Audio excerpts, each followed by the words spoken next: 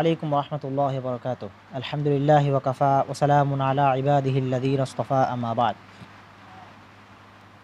আমাদের আজকের পড়া হচ্ছে 148 নম্বর আয়াত থেকে সূরা আনআমের। আমরা আজকে 148 থেকে 165 নম্বর আয়াত পর্যন্ত, অর্থাৎ সূরা আনআমের শেষ পর্যন্ত আমরা আজকে তাফসীর করব। আজকের মধ্য দিয়ে আমাদের সূরা আনআম শেষ হবে ইনশাআল্লাহ। আচ্ছা, প্রথমে আমরা হচ্ছে আয়াতগুলো তেলাওয়াত করে নিব, এরপর ইনশাআল্লাহ সেগুলো তাফসীর এবং ব্যাখ্যা যাব। বিসমিল্লাহির রহমানির রহিম। سيقول الذين أشركوا لو شاء الله ما أشركنا ولا آباؤنا ولا حرمنا من شيء كذلك كذب الذين من قبلهم حتى ذاقوا بأسنا قل هل عندكم من علم فتخرجوه لنا إن تتبعون إلا الظن وإن أنتم إلا تخرسون। অচিরেই মুশরিকরা বলবে, যদি আল্লাহ চাইতেন তবে আমরাও আমাদের পিতৃপুরুষরা শিরিক করতাম না এবং আমরা কোনো জিনিস হারামও করতাম না। এভাবেই তাদের পূর্ববর্তীরা নবীদেরকে অস্বীকার করেছিল, অবশেষে তারা আমার শাস্তি আস্বাদন করেছে। আপনি বলুন, তোমাদের নিকট কি কোনো ইলম আছে আমার সামনে তা প্রকাশ করতে পারো? তোমরা তো কেবল ধারণার অনুসরণ করো আর তোমরা তো কেবল অনুমানই করো। কুল ফালিল্লাহিল হুজ্জাতুল বালিগা ফালাউ শাআ লাহাদাকুম আজমাইন। আপনি বলে দিন, পরিপূর্ণ যুক্তি প্রমাণ কেবলমাত্র আল্লাহর কাছেই আছে, অতএব তিনি যদি তোমাদেরকে ইচ্ছা করতেন তবে তোমাদের সকলকে হিদায়াত দান করতেন। কুল হালুম্মা শুহাদাআকুমুল্লাযীনা ইয়াশহাদুনা আন্নাল্লাহা হাররামা হাযা ফাইন শাহিদু ফালা তাশহাদ মা'হুম ওয়ালা তাত্তাবি আহওয়া আল্লাযীনা কাযযাবু বিআয়াতিনা ওয়াল্লাযীনা লা ইউমিনুনা বিল আখিরাতি ওয়া হুম বিরাব্বিহিম ইয়াদিলুন। আপনি বলুন, তোমরা নিজেদের সাক্ষ্য নিয়ে আসো, যারা এই সাক্ষ্য দেবে যে আল্লাহ তাআলা এসব জিনিস হারাম করেছেন। যদি সাক্ষ্য দেও তবুও আপনি তাদের সাথে সাক্ষ্য দেবেন না এবং সেই সব লোকের খেয়াল খুশি অনুসরণ করবেন না যারা আমার আয়াত ও বিধিবিধানকে অস্বীকার করেছে, যারা আখিরাতে বিশ্বাস করে না এবং ওরা আপনার রবের সমকক্ষ সাব্যস্ত করে। আচ্ছা, তো এইখানে হচ্ছে আমরা 150 পর্যন্ত পড়লাম। 148 থেকে এই জিনিসগুলোর আগে তাফসির করি, যেগুলো এগুলো গতকালকের অংশ ছিল। এরপরে আমরা নতুনভাবে 151 থেকে পড়ব। আচ্ছা, এইখানে হচ্ছে প্রথমে মুশরিকদের একটা আখিরাতের দাবি তুলে ধরা হয়েছে, যেটা আখিরাতে তারা আল্লাহর সামনে পেশ করার চেষ্টা করবে। আল্লাহর সামনে তারা বলতে চাবে, আপনি আমাদেরকে কি দেন নাই, হিদায়াত দেন নাই, তাই আমরা হিদায়াত পাই নাই। যদি আপনি আমাদেরকে হিদায়াত দিতেন তাহলে আমরা হিদায়াত পাইতাম এবং আমরা কোনো শিরিকও করতাম না। তারা এই ধরনের মুশরিকরা আল্লাহ তাআলাকে আল্লাহ তাআলার সামনে এই কথা বলে তারা প্রমাণ পেশ করার চেষ্টা করবে যে এটাই আল্লাহ তাআলার তাকদির ছিল, এখান থেকে পালানোর কোনো উপায় ছিল না। তো এখানে ব্যাপারটা হচ্ছে এই, তারা যে আল্লাহ তাআলার সামনে উদ্ভট চিন্তাধারা পেশ করতে চাচ্ছে, অথচ তারা নিজেরাই কিছু জিনিস হারাম করতো আর তারা জানতো যে আল্লাহ তাআলা তাদের জন্য এগুলো হালাল করেছেন, বা তারা আল্লাহর সাথে দেবদেবীর শরীক করার বিষয়টা তাদের সামনে স্পষ্ট ছিল। এমন না যে তারা কিছুই জানতো না, তারা সবই জানতো, জেনে বুঝে এই কাজটা করতো। তাই তাদের এই ভ্রান্ত কথাটা তারা আল্লাহর সামনে পেশ করলেও সেই কথাটা তাদের কাছ থেকে গ্রহণযোগ্য হবে না, কারণ তারা সে হারামকরণটাকে তো আল্লাহর সাথে বৈধ করেছিল। তারা এটা ক্লিয়ার করে পরিষ্কার করে বলেছিল যে এটা এটা তারা জেনে শুনে করছে, এটা তাদের কাছে পরিষ্কার ছিল। এমন নয় যে তারা জানতো না, এরকম নয় বিষয়টা। তো এই জন্যই আল্লাহ তাআলা তাদের কাছ থেকে দলিল প্রমাণ চাচ্ছেন।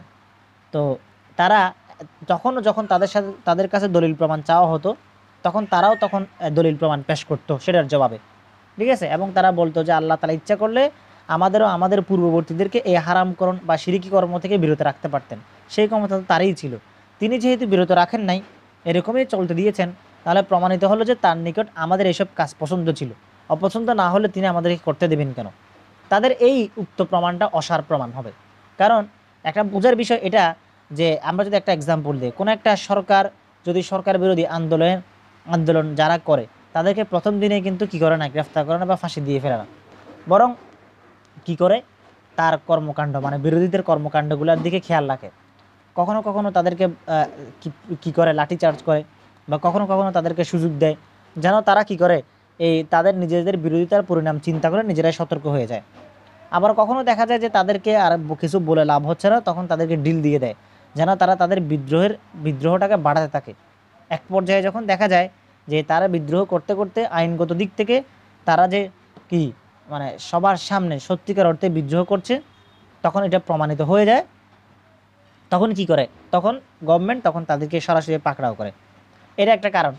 তো এই কারণেই কাফেরদেরকে ছাড় দেওয়ার অর্থ এটা নয় যে আল্লাহ তাআলা সেটা পছন্দ করছেন, বরং তাদেরকে নানানভাবে সতর্ক করার চেষ্টা করছেন এবং তাদেরকে নানানভাবে আল্লাহ তাআলা বিধান দিচ্ছেন যেন তারা নিজেরাই সতর্ক হয়ে যায়। তো এই জন্যই একটা জিনিস বোঝা গেল, জানা এবং ক্ষমতা থাকা সত্ত্বেও কোনো কল্যাণ বিবেচনায় কোনো অপরাধের তাৎক্ষণিক শাস্তি না দেওয়ার মাধ্যমে এটা প্রমাণিত হয় না যে ওই অপরাধকে অপরাধ মনে করা হচ্ছে না, বরং আল্লাহ তাআলা হাকিম, তিনি সৃষ্টির প্রথম থেকে আজ পর্যন্ত যে সমস্ত নবী করিম সাল্লাল্লাহু আলাইহি ওয়াসাল্লামদেরকে প্রেরণ করেছেন এবং তার হুকুম আহকাম নবীদের মাধ্যমে বান্দাদের কাছে পৌঁছিয়েছেন এবং অতি স্পষ্টভাবে বুঝিয়ে দিয়েছেন যে তার কাছে কোনটা পছন্দ কোনটা অপছন্দ। কখনো বিরতিহীনভাবে বুঝাইছেন, আর কখনো অল্প অল্প বিরতি দিয়ে আল্লাহ তাআলা তাদের সামনে এই জিনিসগুলোকে পেশ করছেন। এবং অপরদিকে যারা অমান্য করছে, নাফরমানি করছে, তাদেরকে একটা সময় পর্যন্ত উদারতা প্রদর্শন করা হয়েছে, প্রয়োজন বোধে তাদেরকে কিছু কিছু সতর্ক করা হয়েছে।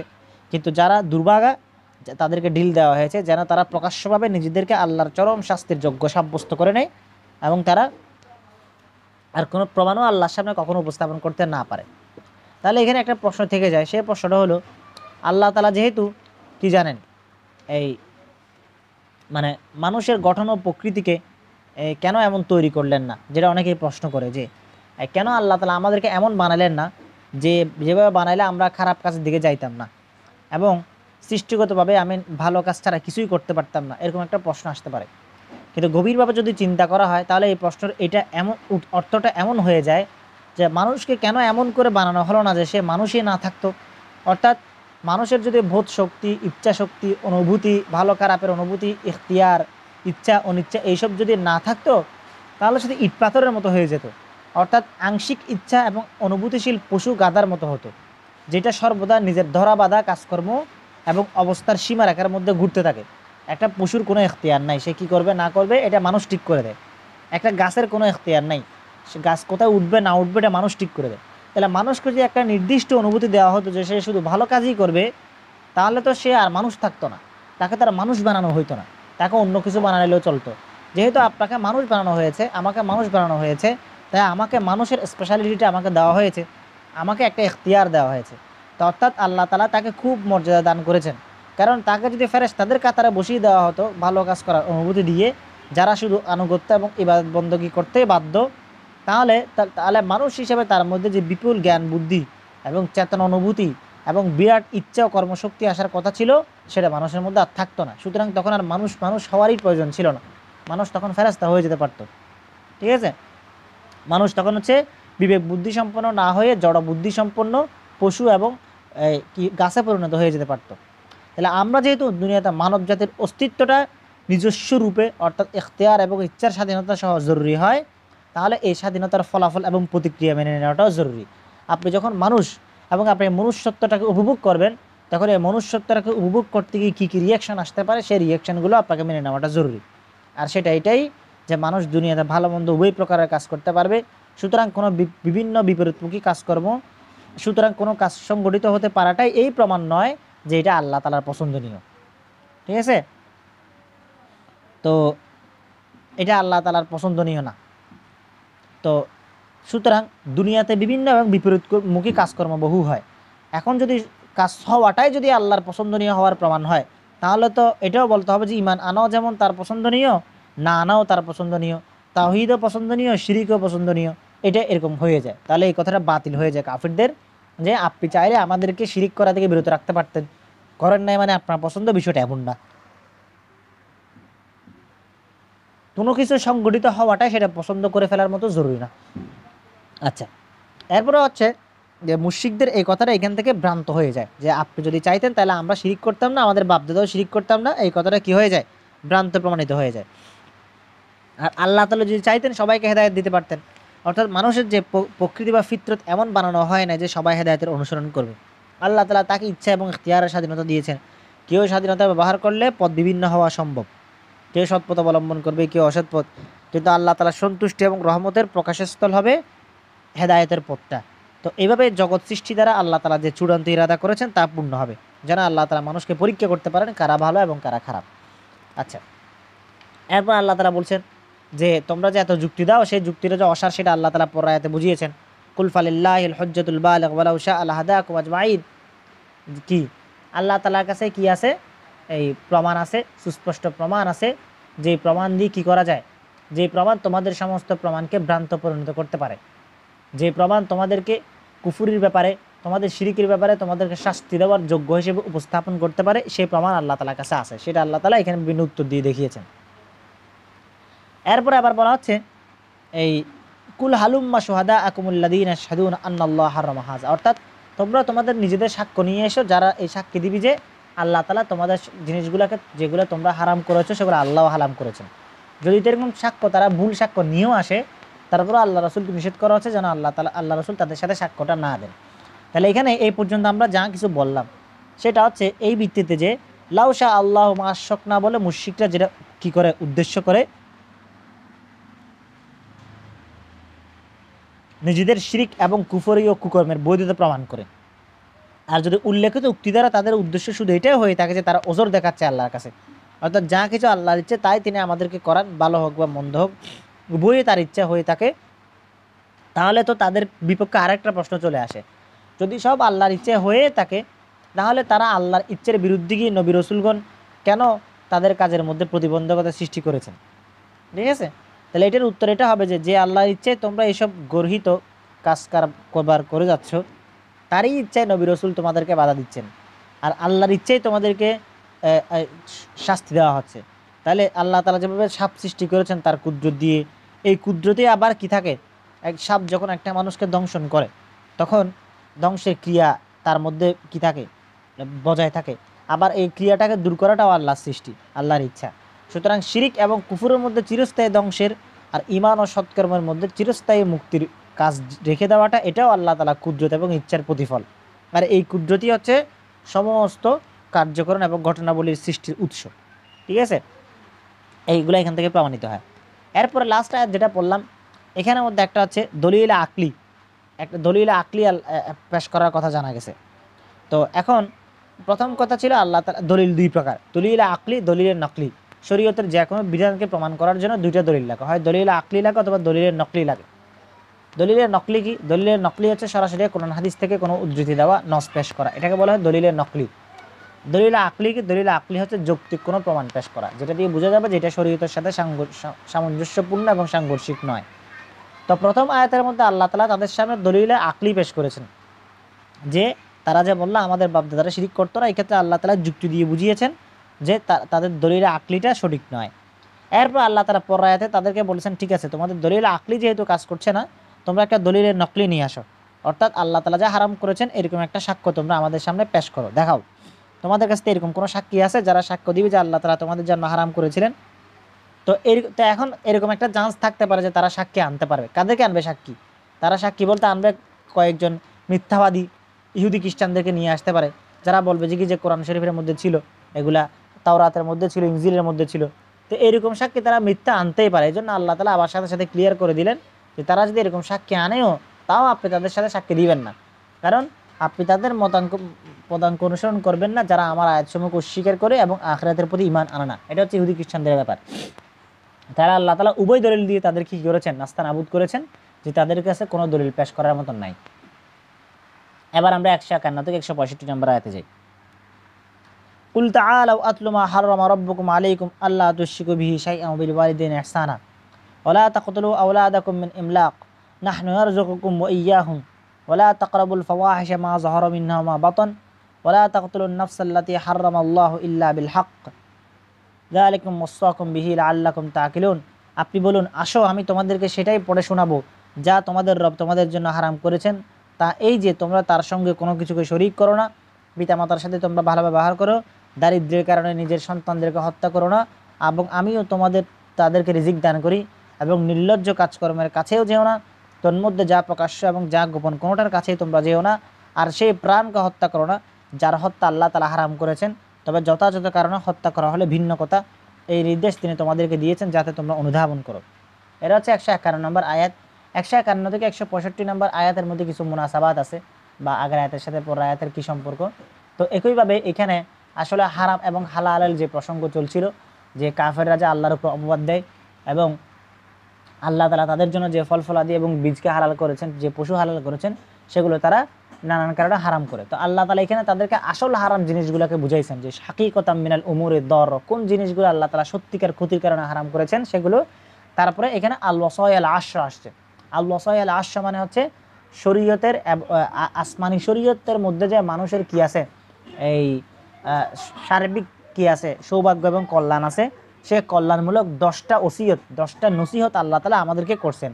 সেই 10টা নসিহতকে আল ওয়াসায়াল আশর, আল ওয়াসায়াল আশর বা আল ওয়াসায়াল আশর বলা হয়। সেই আল ওয়াসায়াল আশর এখানে আল্লাহ তাআলা আলোচনা করেছেন, 10টা নসিহত। আচ্ছা, এই হচ্ছে মুনাসাবাত। তো এবার আমরা একটা আয়াত পড়ে পড়ে সেটার মধ্যে আমরা তাফসিরে যাই। একটা 151 নম্বর আয়াত পর্যন্ত আমরা মানে এই 151 নম্বর আয়াত তিলাওয়াত করলাম। 151 নম্বর আয়াতের মধ্যে আল্লাহ তাআলা উসলুবুত তালকিন দিয়ে বলছেন যে হে মুহাম্মদ, আপনি হচ্ছে কি করেন, তাদেরকে আমি যে যে বিষয়গুলো হারাম করেছি সত্যিকার অর্থে, যেগুলো কোনো ধারণাবশত না, যেগুলো কোনো নিজেদের পূর্ববর্তীদের অনুসরণ না, বরং সত্যিকার অর্থে যেগুলো আল্লাহ হারাম করেছেন সেই জিনিসগুলো আপনি তাদেরকে কি করেন, পেশ করেন। তো সেই পেশ করার মধ্যে কি কি আছে? 1 নম্বর হলো আল্লাহ তুশরিকু বিহি শাইয়া। 1 নম্বর আল্লাহর সাথে শরীক করা যাবে না, কোশ্চিন কালেও শরীক করা যাবে না। প্রথম ওসিয়ত আল্লাহ তাআলা আমাদেরকে প্রথম ওসিয়ত করছেন, কোনো অবস্থাতেই আল্লাহ তাআলার সাথে শরীক করা যাবে না। কিন্তু যদি কোনো কারণে তাকে বাধ্য করা হয়, কারো যদি জান কি করা হয়, মেরে ফেলা হয়, তাদেরকে যদি কোনো কারণে হচ্ছে বাধ্য করা হয়, মাথায় গুলি ঠেকিয়ে বলা হয়, সেক্ষেত্রে বলা হচ্ছে একটা আয়াতের মধ্যে আছে, সূরা ইব্রাহিম আছে, ইল্লা মান উকরিহা ওয়া কলবুহু মুতমাইন্নুম বিল ঈমান। কাউকে যদি বাধ্য করা হয় কিন্তু তার অন্তরের মধ্যে যদি ঈমান থাকে, তাহলে সে যদি মুখের উপরে কি করে, মানে ইয়াও করে নেয়, তাদের কথা মেনেও নেয়, তবু সে কি হবে না, গুনাহগার হবে না, কারণ তার অন্তরের মধ্যে ঈমান আছে, সে বাধ্য হয়ে বলছে। কিন্তু আমরা সত্যিকার অর্থে সঠিক অবস্থা জেনে শুনে কখনোই আল্লাহর সাথে শিরিক করা যাবে না। সেটা শিরিকে আকবর হোক, শিরিকে আসগর হোক, সেটা আল্লাহ তাআলার উলুহিয়াতের সাথে শিরিক হোক, রুবুবিয়্যাতের সাথে হোক, আসমা ওয়া সিফাতের সাথে হোক, হাকিমিয়তের সাথে হোক, কোনো অবস্থাতে আল্লাহর সাথে শিরিক করা যাবে না। আমরা শিরিকের ধরন সম্পর্কে আগেও বলেছিলাম। একটা শিরিক হচ্ছে আল্লাহর সাথে কোনো কিছু শরিক করা, একটা শিরিক হলো আল্লাহর অপবাদ দেওয়া, আল্লাহর হুকুমের সাথে কি করা, তামাশা করা, এগুলোও শিরিকের অন্তর্ভুক্ত। এগুলো আমরা আগেও বলেছিলাম, এগুলো আল্লাহ তাআলার হাকিমিয়তের সাথে শিরিকের অন্তর্ভুক্ত। তাহলে 1 নম্বর উপদেশ এটা। 2 নম্বর ওয়াবিল ওয়ালিদাইনি ইহসানা, পিতামাতার সাথে ভালো ব্যবহার করতে হবে। ঠিক আছে, কখনোই পিতামাতার সাথে কষ্ট দেওয়া যাবে না। ইমাম আবু সাউদ বলেন, পিতামাতাকে কষ্ট না দেওয়ার বিষয়ে আল্লাহ তাআলা কোরআন শরীফের মধ্যে সবচেয়ে বেশি গুরুত্ব আরোপ করেছেন। কেন করেছেন? আমরা আসলে দেখা যায় যে অনেকে অনেক ইবাদত গুজার, অনেকে অনেক বড় বান্দা, অনেকে অনেক ভালো কাজ করি, কিন্তু আমাদের মা বাবার সাথে আমাদের ব্যবহার ভালো না, আমাদের বাবা মার সাথে আমাদের আচরণ ভালো না। এই আমাদের বাবা মার সাথে যদি আমাদের আচরণ ভালো না হয়, তাহলে আপনি যত বড় বুজুর্গ হন না কেন, আপনি যত বড় ইমানদার, নেককার, মুত্তাকি, বড় পাগড়িওয়ালা, বড় জুব্বাওয়ালা হন না কেন, আপনার সব আমল কোনো কাজে আসবে না, কোনো কাজে আসবে না। এটা মাথায় রাখতে হবে। এই জিনিসটাকে অনেকে খুব খাটো করে দেখে। অনেকে ভাবে যে আমি তো আসলে বাইরে অনেক ইবাদত গুজার নিয়ে ব্যস্ত, আমি আসলে দিন নিয়ে অনেক কাজ করি, তাই এই জন্য ঘরে আসলে আমার একটু মাথা খারাপ থাকে। এগুলা ভুল ধারণা। বরঞ্চ আপনার আমল কম, কিন্তু আপনি পিতা মাতার সাথে ভালো ব্যবহার করেন, কিন্তু আল্লাহ তাআলা আপনাকে এটার বিনিময়ে হয়তো অনেক বেশি আমল করে তার চেয়েও আপনাকে এগিয়ে দিবেন। পিতা মাতার সাথে ভালো ব্যবহার করে দুনিয়া থেকে কখনো ঠকে নেই। পিতামাতার সাথে ভালো ব্যবহার করার কারণেই আল্লাহ তাআলা অনেকটা কল্যাণ সমৃদ্ধ করেন। সেটা সে অনেক বিধর্মী হলেও দেখা যায়, অনেক হিন্দু, অনেক খ্রিস্টান দেখা যায় কি যে দুনিয়ার লাইনে অনেক এগিয়ে যায়। তো দেখা যায় কি যে মানে তারা তাদের আত্মজীবনী বা পড়লে দেখা যায় তারা বলতো তাদের পিতামাতার আশীর্বাদ তাদের সাথে ছিল, ইত্যাদি ইত্যাদি, তার হিন্দু ধর্মের যে বিশ্বাস সে অনুযায়ী আর কি। মোট কথা, মা বাবাকে বলা হয় খালিকে মাজাজি। আল্লাহ তাআলা খালিকে হাকিকি, মা বাবা হচ্ছে খালিকে মাজাজি। আল্লাহ তাআলা আমাদেরকে হাকিকিভাবে সত্যিকার অর্থে আল্লাহ তাআলা আমাদেরকে সৃষ্টি করেছেন, আর মা বাবার মাধ্যমে আমাদেরকে সৃষ্টি করেছেন। এবং মা বাবা এখানে রূপকর্তে স্রষ্টা, মা বাবা আমাদের রূপক স্রষ্টা, খালিকে মাজাজি। ঠিক আছে, এই জন্যই মা বাবার সাথে ভালো ব্যবহার করতে কোরআন এবং হাদিসের মধ্যে অনেক বেশি গুরুত্ব দেওয়া হয়েছে। আল্লাহ রাসূল সাল্লাল্লাহু আলাইহি ওয়াসাল্লাম তার দুধ মাতাকে কীভাবে সম্মান করেছেন, হালিমাতুস সাদিয়া রাদিয়াল্লাহু তাআলা আনহাকে। তিনি ছিলেন আল্লাহ রাসূলের দুধ মাতা, হাকিকি মা না, সত্যিকার মা না। এরকম আল্লাহ রাসূল অনেক পরে যখন নবুয়ত পাওয়ার পরে নবীদেরকে নিয়ে কি ছিলেন, মানে সাহাবীদেরকে নিয়ে একটা মসজিদে নববীতে বসেছিলেন। সেই সময় কি হলো, সেই সময় হালিমাতুস সাদিয়া আল্লাহ রাসূলের কাছে আসলেন। তখন উনি একদম থুরথুরে বৃদ্ধা হয়ে গেছেন। তাহলে লাঠি ধরে আসলেন। আল্লাহ রাসূল সাল্লাল্লাহু আলাইহি ওয়াসাল্লাম কি করলেন, তার দুধ মায়ের সম্মানে জায়গা থেকে দাঁড়িয়ে নিজের গায়ের চাদর বিছিয়ে দিলেন যেন হালিমাতুস সাদিয়া সেখানে বসতে পারেন। ঠিক আছে, তো এগুলো আল্লাহ রাসূল আমাদেরকে শিখিয়েছেন। তো পিতামাতার সম্মান এবং মর্যাদা নিয়ে কথা বলতে গেলে অনেক কথা, দুনিয়ার মধ্যে মনে হয় সবচেয়ে বেশি ওয়াজ এটাই হয়। ওয়াজ বা বক্তারা মনে হয় এটা দিয়ে তাদের ওয়াজের যাত্রা শুরু করে যে পিতামাতার সাথে সদ্ব্যবহার করা। এমনকি কোরআনের মধ্যে এটা বলা হয়েছে, 3 জায়গায় বলা হয়েছে ওয়ালা তাকুল্লাহুমা উফ, মানে যেটা আমরা বাংলায় ব্যবহার করি শব্দটা, আরবিতে স্পষ্ট করে বলা হয়েছে। এমন না যে এটি শুধু এতটুকু বলা হয় না যে তোমরা তোমার বাবা মার সাথে বিরক্তিকর আচরণ করো না, এটা বলেন নাই, বরং বিরক্তিকর আচরণের সর্বনিম্ন স্তর যেটা সেটা পর্যন্ত বলে দিয়েছেন। ওয়ালা তাকুল্লাহুমা উফ, কখনো তাদের কোনো কথায় বিরক্ত হয়ে উফ শব্দটাও করবে না। ঠিক আছে? ধরেন আপনার বাবা আপনি হচ্ছেন ধরেন বাইরে থেকে এসে ব্যস্ত হয়ে বাসায় বসে আছেন বা কোনো একটা কাজ করছেন বা ল্যাপটপে বসেছেন বা ফোনে কথা বলছেন, তখন আপনার মা আপনাকে ভিতর থেকে ডাকলো, ডেকে বললো বাবা এক গ্লাস পানি দিয়ে যা। তখন আপনি বললেন উফ, ফোনে কথা বলে এর মধ্যে বিরক্ত করে। এই যে এই উফ শব্দটাও বলতে নিষেধ করা হয়েছে। ঠিক আছে? পিতামাতার হক, এমন হাদিসও আছে, নিজের গায়ের চামড়া দিয়ে জুতা সেলাই করে দিল, পিতামাতার হক, মায়ের হক আদায় হবে না। আল্লাহ রসুল কখনোই পিতামাতার সাথে খারাপ আচরণ করাকে প্রশ্রয় দেন নাই, সে কাফের হলেও। হযরত আবু হুরায়রা রাদিয়াল্লাহু তাআলা আনহু যখন ঈমান এনেছেন, তখন তার ঈমান আনার কারণে ওনার মা ওনাকে মারছিলেন। তো উনি মার খেয়ে কার কাছে গেছেন? আল্লাহ রসুলের কাছে গেছেন, বললেন যে ইয়া রাসূলুল্লাহ, আমার মা আমাকে মেরেছে। তখন আল্লাহ রসুল বললেন, তোমার মা তোমাকে মেরেছে কেন? এখানে আমি কি করতে পারি? তুমি কি কোনো বেয়াদবি করেছো তার সাথে অসদাচরণ করেছো? সে তোমাকে মারলো কেন? আল্লাহ রসুল কিন্তু এটা বলেন না যে তোমার মা তোমাকে মেরেছে, তুমি সওয়াব পাবা, এরকম কোনোটা বলেন নাই। তাকে জিজ্ঞাসা করলেন যে তুমি কি করেছো? তখন তিনি বললেন যে ইয়া রাসূলুল্লাহ, আমি তো কিছুই করি নাই, আমি আপনার কাছে আসি এই কারণে হচ্ছে তিনি আমাকে মেরেছেন। তখন আল্লাহ রসুল বললেন, এখন আমার কাছে কি চাও? আমি কি করতে পারি তোমার জন্য? তখন আবু হুরায়রা রাদিয়াল্লাহু তাআলা আনহু বললেন যে হে আল্লাহর রাসূল, আপনি আমার বাবা মার জন্য, আমার মায়ের জন্য দোয়া করেন যেন সে হেদায়েত পায়। তো আল্লাহ রাসূল দোয়া করলেন যে হে আল্লাহ, তুমি আবু হুরায়রার মাকে হেদায়েত দাও। এই দোয়া শুনে আবু হুরায়রা দৌড়াতে শুরু করলেন। তো সাহাবা আজমাইন তার পিছনে জামা টেনে ধরতে লাগলেন যে তুমি দৌড়াচ্ছ কেন এইভাবে? বলে যে আল্লাহ রাসূল আমার মায়ের হিদায়াতের জন্য দোয়া করেছেন, আমি এটা পরীক্ষা করতে চাচ্ছি আল্লাহর রসুলের দোয়া কি আমি দৌড়ে যাওয়ার আগে কবুল হয়ে যায় নাকি পরে কবুল হয়, এটা বোঝার জন্য আমি দৌড়াচ্ছি যে আমি যাওয়ার আগে আগে দোয়া কবুল হয়ে যায় কিনা। গিয়ে দেখা গেল যে আবু হুরায়রা রাদিয়াল্লাহু তাআলা আনহুর মা হিদায়াত পেয়ে গেছে এবং তার মনের মধ্যে ইসলামের প্রতি ইয়ার সৃষ্টি হয়ে গেছে। তো এইটাই, ঠিক আছে? তো বাবা মার সাথে কখনোই আমরা কোনোভাবে খারাপ ব্যবহার করবো না। আল্লাহ তাআলা কোরআনের মধ্যে আমাদেরকে বলেছেন যে মানে ওয়াসাহিবহুমা ফিদ দুনিয়া মারুফা, যদি বাবা মা আমাদেরকে শরীয়ত বিরোধী কোনো কাজ করতে আদেশ দেয়, সেই কাজটা আমরা শুনবো না, কথাটা আমরা শুনবো না, মানবো না, ঠিক আছে? কিন্তু তাদের সাথে খারাপ ব্যবহার করতে নিষেধ করছেন, বলছেন ওয়াসাহিবহুমা ফিদ দুনিয়া মারুফা, তাদের সাথে কি করো? দুনিয়ার বুকে ভালো ব্যবহার করো। ঠিক আছে? আমাদেরকে দিনের জন্য ধরেন অনেক জুলুম করে, বাসায় নির্যাতন করে, কষ্ট করতে পারে, আমাদেরকে অনেক ঝামেলা করতে পারে, হ্যাঁ করতে পারে, খুবই স্বাভাবিক। কিন্তু আমাদের কি করতে বলা হয়েছে? মা বাবার কথা, শরীয়ত বিরোধী কথা না শুনতে বলা হয়েছে, বেয়াদবি করতে তো বলা হয় না। এটা আমি প্রায়ই বলি যে অনেকে দেখা যায় বাসায় খারাপ ব্যবহার করে, বাবা মানতেছে না, তাই বাবা মার সাথে সেও খারাপ ব্যবহার করে। কেন? বাবা মার সাথে খারাপ ব্যবহার করা যাবে না, বাবার হাতে পায়ে ধরে মা বাবার পায়ের কাছে পড়ে থাকতে তো কোনো সমস্যা নেই, ঠিক না? আর যে সন্তান মা বাবার খেদমত করে, মা বাবার দোয়া নিতে পারে, তার জীবনের মধ্যে কখনোই কোনো বরকতের অভাব হয় না।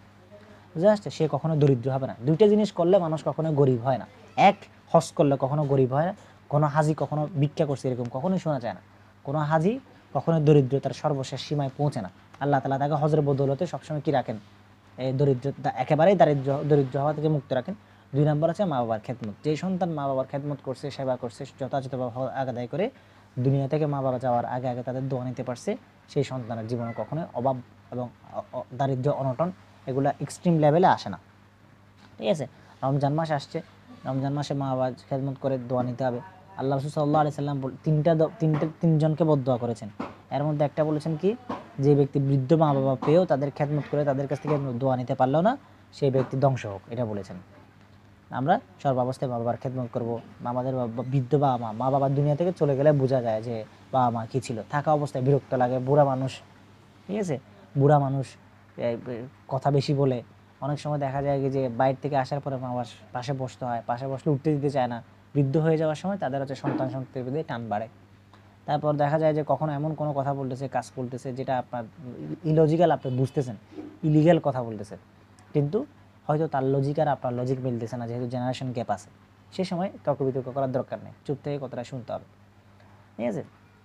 ধরেন অথবা দেখা যাবে আপনাকে এমন কোনো কাজ করতে বলছে যে কাজটা আপনার করতে মন চাচ্ছে না, কিন্তু আপনি সেটা করবেন, করার কারণে আপনি দোয়া পাবেন। আমরা মা বাবার খেদমত করবো, তাদের কাপড় চোপড়গুলো ধুয়ে দেবো, তা ঠিক আছে? তারপর হচ্ছে তাদের ছোটোখাটো কাজ, তাদের কী ওষুধ কখন লাগবে না লাগবে এগুলো জিজ্ঞাসা করবো, কখনো তাদের খারাপ লাগতেছে কিনা, কী খেতে ইচ্ছে করে, এই জিনিসগুলো আমরা জিজ্ঞাসা করবো। বাইরে গেলে ফোন দিব যে ঘরে আসার সময় মা তোমার কী লাগবে, বাবা তোমার কী লাগবে, কিছু লাগবে কিনা বাসার জন্য, এগুলো জিজ্ঞাসা করবো। তো এগুলো করলে কি হয়, বাবা মা সন্তানের জন্য দোয়া করে। আর বাবা মা একবার যদি সন্তানের উপরে বাবা মার দোয়া থাকে, তাহলে তার আর কোনো কী লাগে না, অন্য কোনো দোয়া লাগে না। দুনিয়ার যত বড় বুজুর্গ হোক, মা বাবার চেয়ে বড় বুজুর্গ আর কোনো কিছু নেই সন্তানের জন্য। বাবা মার দোয়াই আসলে। আপনি বাবা মার দোয়া ফেলে বাইরে যতই পীরের কাছে ঘুরেন, বাইরে যতই বড় আলেমের কাছে ঘুরেন দোয়ার জন্য, কোনো কাজে আসবে না। আগে বাবা মার দোয়া নিতে হবে। আপনার বাবা মা আপনার উপরে সন্তুষ্ট না, কিন্তু আপনি বাইরে বাইরে দোয়ার জন্য ঘুরে বেড়াচ্ছেন, কোনো কাজে আসবে না। এটা একদম মার্ক করে রাখেন।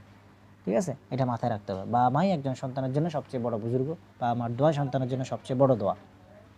বা সেই বাবা মা যেমনই হোক, আপনার মা যদি একজন জিনাকারিনীও হয়, তারপরেও আপনি তার সাথে খারাপ ব্যবহার করার কোনো রাইট আপনি রাখেন না, কারণ সে আপনাকে দুনিয়ার বুকে নিয়ে আসছে কষ্ট করে।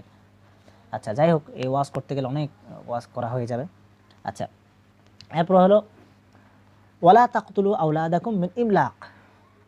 আচ্ছা, ওয়ালা তাকতুলু আওলাদাকুম মিন ইমলাক 3 নম্বর নসিহত। আল্লাহ তাআলা আমাদেরকে 2 নম্বর নসিহত করেছেন, এটা বাবা মার সাথে খারাপ ব্যবহার না করা। এরপরে বলেছেন যে ওয়ালা তাকতুলু আওলাদাকুম মিন ইমলাক, অভাবের বয়ে সন্তানকে হত্যা না করা। যেমন হচ্ছে যেটা কাফেররা করতো, আরবের মুশরিকরা করতো, মেয়েদেরকে দাফন করে দিত এবং ছেলেদেরকে হত্যা করে ফেলতো। আরবের লোকজন হত্যা করতে ভেবে যে এই সন্তানকে তারা খাওয়াবে কোথা থেকে, তাদের কাছে তো টাকা পয়সা নাই, তো নিজের রুটি রুজির চিন্তায় তারা সন্তানকে হত্যা করে ফেলতো। তো এটা করা যাবে না, ভ্রূণ হত্যাও পাপ, আমাদের সমাজে এটা আছে। এই হত্যা মানে যে আপনার সন্তান জন্মগ্রহণ করছে, তারপর আপনি তাকে গলা টিপে মেরে ফেললেন, এটা যেমন। আবার দেখা গেলো আপনি কী করে ফেললেন, অভাবের বয়ে পরিপূর্ণ সন্তান গর্ভে আসার পরে অ্যাবর্শন করে ফেলা, এগুলো কিন্তু এই সন্তান হত্যার অন্তর্ভুক্ত। ঠিক আছে, এগুলো করা যাবে না, এগুলা বুঝে শুনে এগুলোর উপরে আমল করতে হবে। আচ্ছা, তারপর হচ্ছে আল্লাহ তাআলা বলছেন নাহনু নারযুকুহুম ওয়া ইয়্যাহুম, তুমি কেন তাদেরকে হত্যা করো, কারণ তাদের রিজিক দেওয়া বলা তো আমি। হাদিসে আছে আর রিজকু মাকসুমুন, রিজিক বন্টনকৃত। আল্লাহ তাআলা কাকে কীভাবে রিজিক দেবেন এটা আল্লাহ তাআলা ঠিক করে রাখছেন। প্রত্যেকে তার রিজিক সম্পূর্ণ গ্রহণ করে তারপরে দুনিয়া থেকে যাবে। সুতরাং আল্লাহ তাআলা নিজের একটা সিফাত রাখছেন কি, ইন্নাল্লাহু হুয়ার রাজ্জাকু যুল কুওয়াতিল মাতিন। হে রাজ্জাক, রাযিকুন মানে হচ্ছে রিজিক দেওয়ালা, আর রাজ্জাক বলা হয় মুবালাগা, ইসমুল মুবালাগা বলা হয় রাজ্জাককে। ইসমুল মুবালাগা মানে কি, ইসমুল মুবালাগা মানে হচ্ছে যেটা ইংলিশের মধ্যে যেটা আমরা থার্ড ফর্ম ইউজ করি আর কি, good, best, better, last, greatest, যেটা ইউজ করি সেটাকে আরবিতে বলা হয় আল মুবালাগা। তো ইসমুল মুবালাগা আল্লাহ তাআলা রাজ্জাক ব্যবহার করছেন, মানে তিনিই রিজিক দেনওয়ালা, সব রিজিক তিনিই দেন, সব রিজিকের মালিক তিনি। 3 নম্বর নসিহত। 4 নম্বর নসিহত কি বলেছে, ওয়ালা তাকরাবুল ফাওয়াহিশা মা যাহারা মিনহা ওয়া বাতান, কোনো অপ্রকাশ্য অশ্লীলতার ধারে কাছেও তোমরা যেও না। ঠিক আছে, তো এই যে ধারে কাছেও না যাওয়া, ধারে কাছে না যাওয়া হলো একটা বড় বিষয়। একটা হচ্ছে নর্মালি সরাসরি জিনা করা, আরেকটা হচ্ছে জিনার যে সমস্ত উপাদান আছে, মুভি দেখা, সিনেমা দেখা, ঠিক আছে, অশ্লীল জিনিসপত্র দেখা, তারপরে হচ্ছে যেগুলো হচ্ছে জিনার দিকে ধাবিত করতে পারে, প্রকাশ্য যত গুনাহের মাহৌল আছে, এই মাহৌলগুলো থেকেও দূরে থাকা। এগুলো থেকে দূরে না থাকলে এগুলো আপনাকে গুনার দিকে টেনে নিয়ে যাবে। তারপর হচ্ছে ইবনে আব্বাস রাদিয়াল্লাহু তাআলা আনহু কি বলছেন যে জাহেলি যুগে কি হতো, জাহেলি যুগের লোকজন হচ্ছে জিনাকে জিনা মনে করতো না, মানে জিনাকে গোপনে সেটাকে জিনা মনে করতো না, সেটাকে তারা প্রকাশ্যে খারাপ মনে করতো, গোপনে সেটাকে ঠিকঠাক মনে করতো। তা আল্লাহ তাআলা সেটা গোপন এবং প্রকাশ্যে আয়াত দিয়ে গোপন এবং প্রকাশ্যে হারাম করে দিলেন। যেটা বর্তমান ওয়েস্টার্ন ওয়ার্ল্ডে আছে, সেটা হলো আপনি ওপেনলি কি করতে পারবেন না, জিনা করতে পারবেন না রাস্তাঘাটে, তবে গোপনে আপনি লিভ টুগেদার করলেও 100 জনের সাথে স্লিপ ওভার করলেও তারা কিছু মনে করে না, এটা তাদের কাছে বৈধ জিনিস। যদিও এখন কিছু কিছু দেশের মধ্যে ওপেনলি এরকম শারীরিক সম্পর্ক করার অনুমতি দিয়ে দেওয়া হয়েছে, যেমন মেক্সিকোতে কিছুদিন আগে সেটা হয়ে গেছে, আইন পাস হয়ে গেছে। মেক্সিকোতে কেউ চাইলে রাস্তাঘাটেও করতে পারবে, কুকুরের মতো, কেউ কিছু বলবে না। বুঝতে পারছে, মানুষ যখন পশু হয়ে যায় সে কোন লেভেলে নামতে পারে, এটা হচ্ছে একটা নজির। মানে আপনি রাস্তাঘাটে কুকুরের মতো কি করতে পারবেন, ওপেনলি আপনার যা খুশি তা করতে পারবেন, এটা আইন করে পাস করা হচ্ছে। বুঝতে আসছে। আচ্ছা, এটা কয় নম্বর নসিহত ছিল? 1 নম্বর ছিল শিরিক না করা, 2 নম্বর ছিল হত্যা না করা, সন্তান হত্যা না করা, 2 নম্বর ছিল মা বাবার প্রতি ভালো ব্যবহার করা, 3 নম্বর সন্তান হত্যা না করা, 4 নম্বর ধারা কাছে প্রকাশ্যে ধারা কাছেও না যাওয়া। তাহলে এই 4টা জিনিস হারাম, সম্পূর্ণভাবে হারাম হইল। কি কি হারাম হইল? আল্লাহর সঙ্গে শরিক করা হারাম, পিতা মাতার সাথে খারাপ আচরণ করা হারাম, না জায়েজও না, অনুত্তম কাজও না, ডাইরেক্ট হারাম। ঠিক আছে, 3 নম্বর সন্তান হত্যা করা সরাসরি হারাম। আর 5 নম্বরের মধ্যে আছে কি আছে, ওয়ালা তাকতুলুন নাফসাল্লাতী হারামাল্লাহু ইল্লা বিল হক, মানে কোনো হত্যা, কাউকে বিনা কারণে হত্যা করাও হারাম সম্পূর্ণ। বুঝতে পারছি? এর মধ্যে আমরা সবচেয়ে যেটা খাটো জিনিস যেটা দেখি, বাকিগুলোকে আমরা হারাম মনে করি, কিন্তু বাবা মার বেলায় এসে আমরা হারাম মনে করি না। বলে যেটা সিম্পল হইতে পারে, একটা ঘরে বসবাস করলে, তাহলে এটা সরাসরি হারাম কাজ, ওই মদ খাওয়ার মতো, জিনা করার মতো হারাম কাজ, আমার সাথে খারাপ ব্যবহার করা। তো কি বললো, ওয়ালা তাকতুলুন নাফসাল্লাতী হারামাল্লাহু ইল্লা বিল হক, যে সমস্ত ব্যক্তিদেরকে হত্যা করা আল্লাহ তাআলা বৈধতা দিয়েছেন তাদেরকে ছাড়া হত্যা করা, বাকিদেরকে হত্যা করা হারাম। ঠিক আছে, এখানে কাদেরকে হত্যা করা যাবে? যারা হলো কি কোনো রক্তপণ মুক্তিপণের কাউকে হত্যা করছে বা জিহাদে গেছেন, তারপর হচ্ছে যাদেরকে কোনো হুদুদ কায়েম করা হচ্ছে, জিনা করার কারণে শাস্তি দেওয়া হচ্ছে, এ ধরনের হুদুদ কায়েম করা হচ্ছে, তারা ছাড়া বাকিদেরকে সম্পূর্ণ হত্যা করা হারাম। তাহলে হত্যা করে হারাম ঘোষণা করা হয়েছে। আচ্ছা, এটা ছিল 5 নম্বর নসিহত। এখানে আল্লাহ রাসূল সাল্লাল্লাহু আলাইহি সাল্লাম বলেছেন যে যাদেরকে হত্যা করার মাধ্যমে, যাদেরকে হত্যা করার জন্য কোরআন এবং হাদিস এবং নস দ্বারা স্বীকৃত হুদুদ কায়েম করা হয়েছে তাদেরকে হত্যা করা হবে, বাকিদেরকে হত্যা করা যাবে না। আল্লাহ রাসূল বলেছেন, লা ইয়াহিল্লু দামু ইমরিইম মুসলিমিন ইল্লা বিইহদা সালাস, আস-সাইবুজ জানি ওয়ান নাফসু বিন-নাফস ওয়াত তারিকু লিদীনিহিল মুফারিকি লিল জামাআহ, যে তিনজন ব্যতীত আর কারোর জন্য আর কোনো মুসলমানের রক্ত হালাল নয়। মানে তিন টাইপের মুসলমানের রক্ত হালাল, তাদেরকে হত্যা করা যাবে। এক নম্বর কি, আস-সাইবুজ জানি, এই জিনাকারী, তাকে হত্যা করা যাবে যদি সে কি হয়, এই আশ্রয় মানে বিবাহিত জিনাকারী, অবিবাহিত না, অবিবাহিত জিনাকারীতে হত্যা করা যায় না, কারণ এটা যেহেতু অবিবাহিত জিনাকারী, যেহেতু এটা ফিতরতের সাথে কানেক্টেড, স্বাভাবিকভাবে তার মানে পারস্পরিক আকর্ষণ থাকতে পারে, এই জন্য তাদেরকে দৌড়া মারার বিধান, 100 দৌড়া। আর যদি কি হয়, বিবাহিত হয়, সে বিবাহিত হয়েও যদি জিনা করে, সেক্ষেত্রে তাকে কি করা হবে, তাকে হত্যা করা হবে। 2 নম্বর হলো আন-নাফসু বিন-নাফস, কেউ কাউকে হত্যা করলে জানের বদলা জান। আর 3 নম্বর হলো ওয়াত-তারিকু লিদীনিহিল মুফারিকি লিল জামাআহ, কেউ নিজ ধর্ম ত্যাগ করেছে, মুরতাদ হয়ে গেছে, মুরতাদ হয়ে গিয়ে মানুষের মধ্যে দলভাগ, সেই দল থেকে বিচ্ছিন্ন হয়ে গেছে, তাকে হত্যা করা হবে। আচ্ছা, 5টা নসিহত গেল। যালিকুম ওয়াসাকুম বিহি লাআল্লাকুম তাআকিলুন। আল্লাহ তাআলা বলছেন, এই যে নসিহতগুলো তোমাদেরকে দেওয়া হয়েছে, সেই নসিহতগুলো কি, সেই নসিহতগুলো তোমাদেরকে এই জন্য দেওয়া হয়েছে যেন তোমরা সেগুলোকে কি করো, সংরক্ষণ করো, এবং এগুলোকে আল্লাহ তাআলা আমরে মুআক্কাদ হিসাবে দিয়েছেন, মানে কঠিন আদেশ যেগুলো, যেন এগুলো মানুষ নিজেদের দিন এবং দুনিয়ার উভয় জগতের ফায়দার জন্য মানুষ নিজেদের আকল দিয়ে বিবেচনা করে এগুলো বুঝতে পারে। যে 5টা নসিহত দেওয়া হয়েছে, এগুলো শুধুমাত্র কিন্তু শরীয়তের সাথে সম্পৃক্ত না, এগুলো দুনিয়া এবং আখিরাত উভয়টার সাথে সম্পৃক্ত, বরং বলতে গেলে দুনিয়ার সাথে বেশি সম্পৃক্ত। দুনিয়ার জীবনের শৃঙ্খলা বজায় থাকবে এগুলো দিয়ে, কাউকে হত্যা না করলে, খারাপ কাজ না করলে, মা বাবার সাথে ভালো ব্যবহার করলে, সন্তান হত্যা না করলে, শিরিক না করলে, এগুলো দুনিয়ার মধ্যে সে ভালো থাকবে। তো এই আবু হাইয়ান রাহমাতুল্লাহ আলাইহি বলছেন যে এই যে ওয়াসাকুম শব্দটা বলা হয়েছে, তোমাদেরকে ওসিয়ত করছেন, এটা দিয়ে আল্লাহ তাআলা নিজের নম্রতা এবং নিজের ইহসান এবং নিজের দরদটা মানুষের সামনে তুলে ধরেছেন। দেখো, আমি তোমাদেরকে নসিহত করছি। আল্লাহ তাআলা তো নসিহত না, আল্লাহ তাআলার ক্ষমতা তো আছে নসিহত না করার, সরাসরি আদেশ করার, সরাসরি হুমকি দেওয়ার আদেশ আল্লাহ তাআলা, ক্ষমতা আল্লাহ তাআলার আছে। কিন্তু আল্লাহ তাআলা কি বলছেন, দেখো আমি তোমাদেরকে ওসিয়ত করছি, তোমরা আমার কথাগুলো শোনো। এটা হচ্ছে 5টা নসিহত।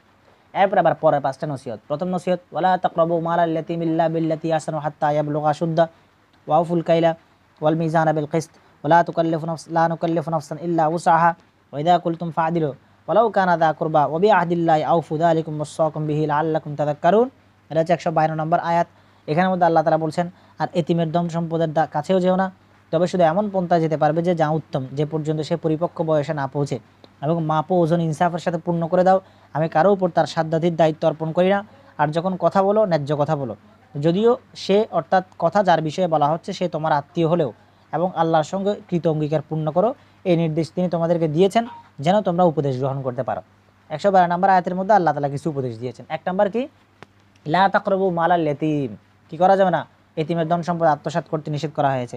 এতিমের সম্পদের ব্যাপারে আমরা সবচেয়ে বড় আয়াত কোথায় পড়েছি মনে আছে আপনাদের, যারা পিছনের ক্লাসগুলো করেছেন, পিছনের তাফসিরগুলো, সূরা নিসার মধ্যে, সূরা নিসার মধ্যে 2য় পৃষ্ঠার মধ্যে ছিল, ওয়ালা তাকরাবু মালাল ইয়াতীম ইল্লা বিল্লাতী আহসানু হাত্তা ইয়াবলুগা আশুদ্দা। আল্লাহ তাআলা এতিমের সম্পদের ব্যাপারে বিস্তারিত বিধান সেখানে সূরা নিসার মধ্যে আলোচনা করেছেন। এতিমের সম্পদ খাওয়াকে আল্লাহ তাআলা পেটের মধ্যে আগুন ঢুকানোর মতো বলেছেন। এতিমের সম্পদ খাওয়ার কিছু তরিকাও আল্লাহ তাআলা বলে দিয়েছেন, না খাওয়ারও কিছু তরিকা বলে দিয়েছেন।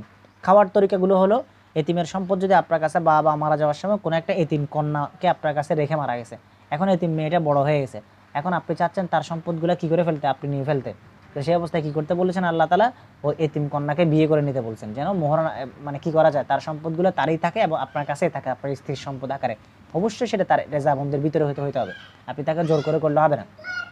তারপর আরেকটা বলেছেন যে যদি কি হয়, ওই এতিম যদি আপনাকে দান করে দেয়, সে যদি বুঝবান বিবেকবান হয়, এবং এতিমের সম্পদ এই শুরুতে খাইতে নিষেধ করেছেন, যে তাকে আপনি বড় করলেন, তার বাবা আপনার কাছে 1 কোটি টাকা রেখে গেছিল, আপনাকে বড় করে পালার পর বললো যে তোমাকে আমি এত বছর যে পাললাম, আমার কষ্ট হইলো না, আমার এই টাকাগুলো তো আমি আমার হকদার। এইটা আল্লাহ তাআলা স্পষ্ট নিষেধ করেছেন এই ধরনের ধোঁকাবাজিগুলো না করার জন্য, যে তার সম্পদকে নিজের কাছে, নিজের সম্পদের সাথে যুক্ত করে নেওয়া। এতিমের সম্পদ অযথা খরচ করা হারাম। এতিমের সম্পদ শুধুমাত্র তার পিছনে ব্যয় করা যাবে, অন্য কারোর সাথে না। কোনো একজন এতিম সতর্কতার সাথে, এতিমের অভিভাবক সতর্কতার সাথে শরীয়তসম্মতভাবে এতিমের সম্পদ এতিমের পিছনে খরচ করতে পারে। যদি সে নিজে যাকাতের হকদার হবে, নিজে যদি খুব দরিদ্র হয়, সেক্ষেত্রে সে নিজের জন্য ইনসাফপূর্ণভাবে খরচ করতে পারে।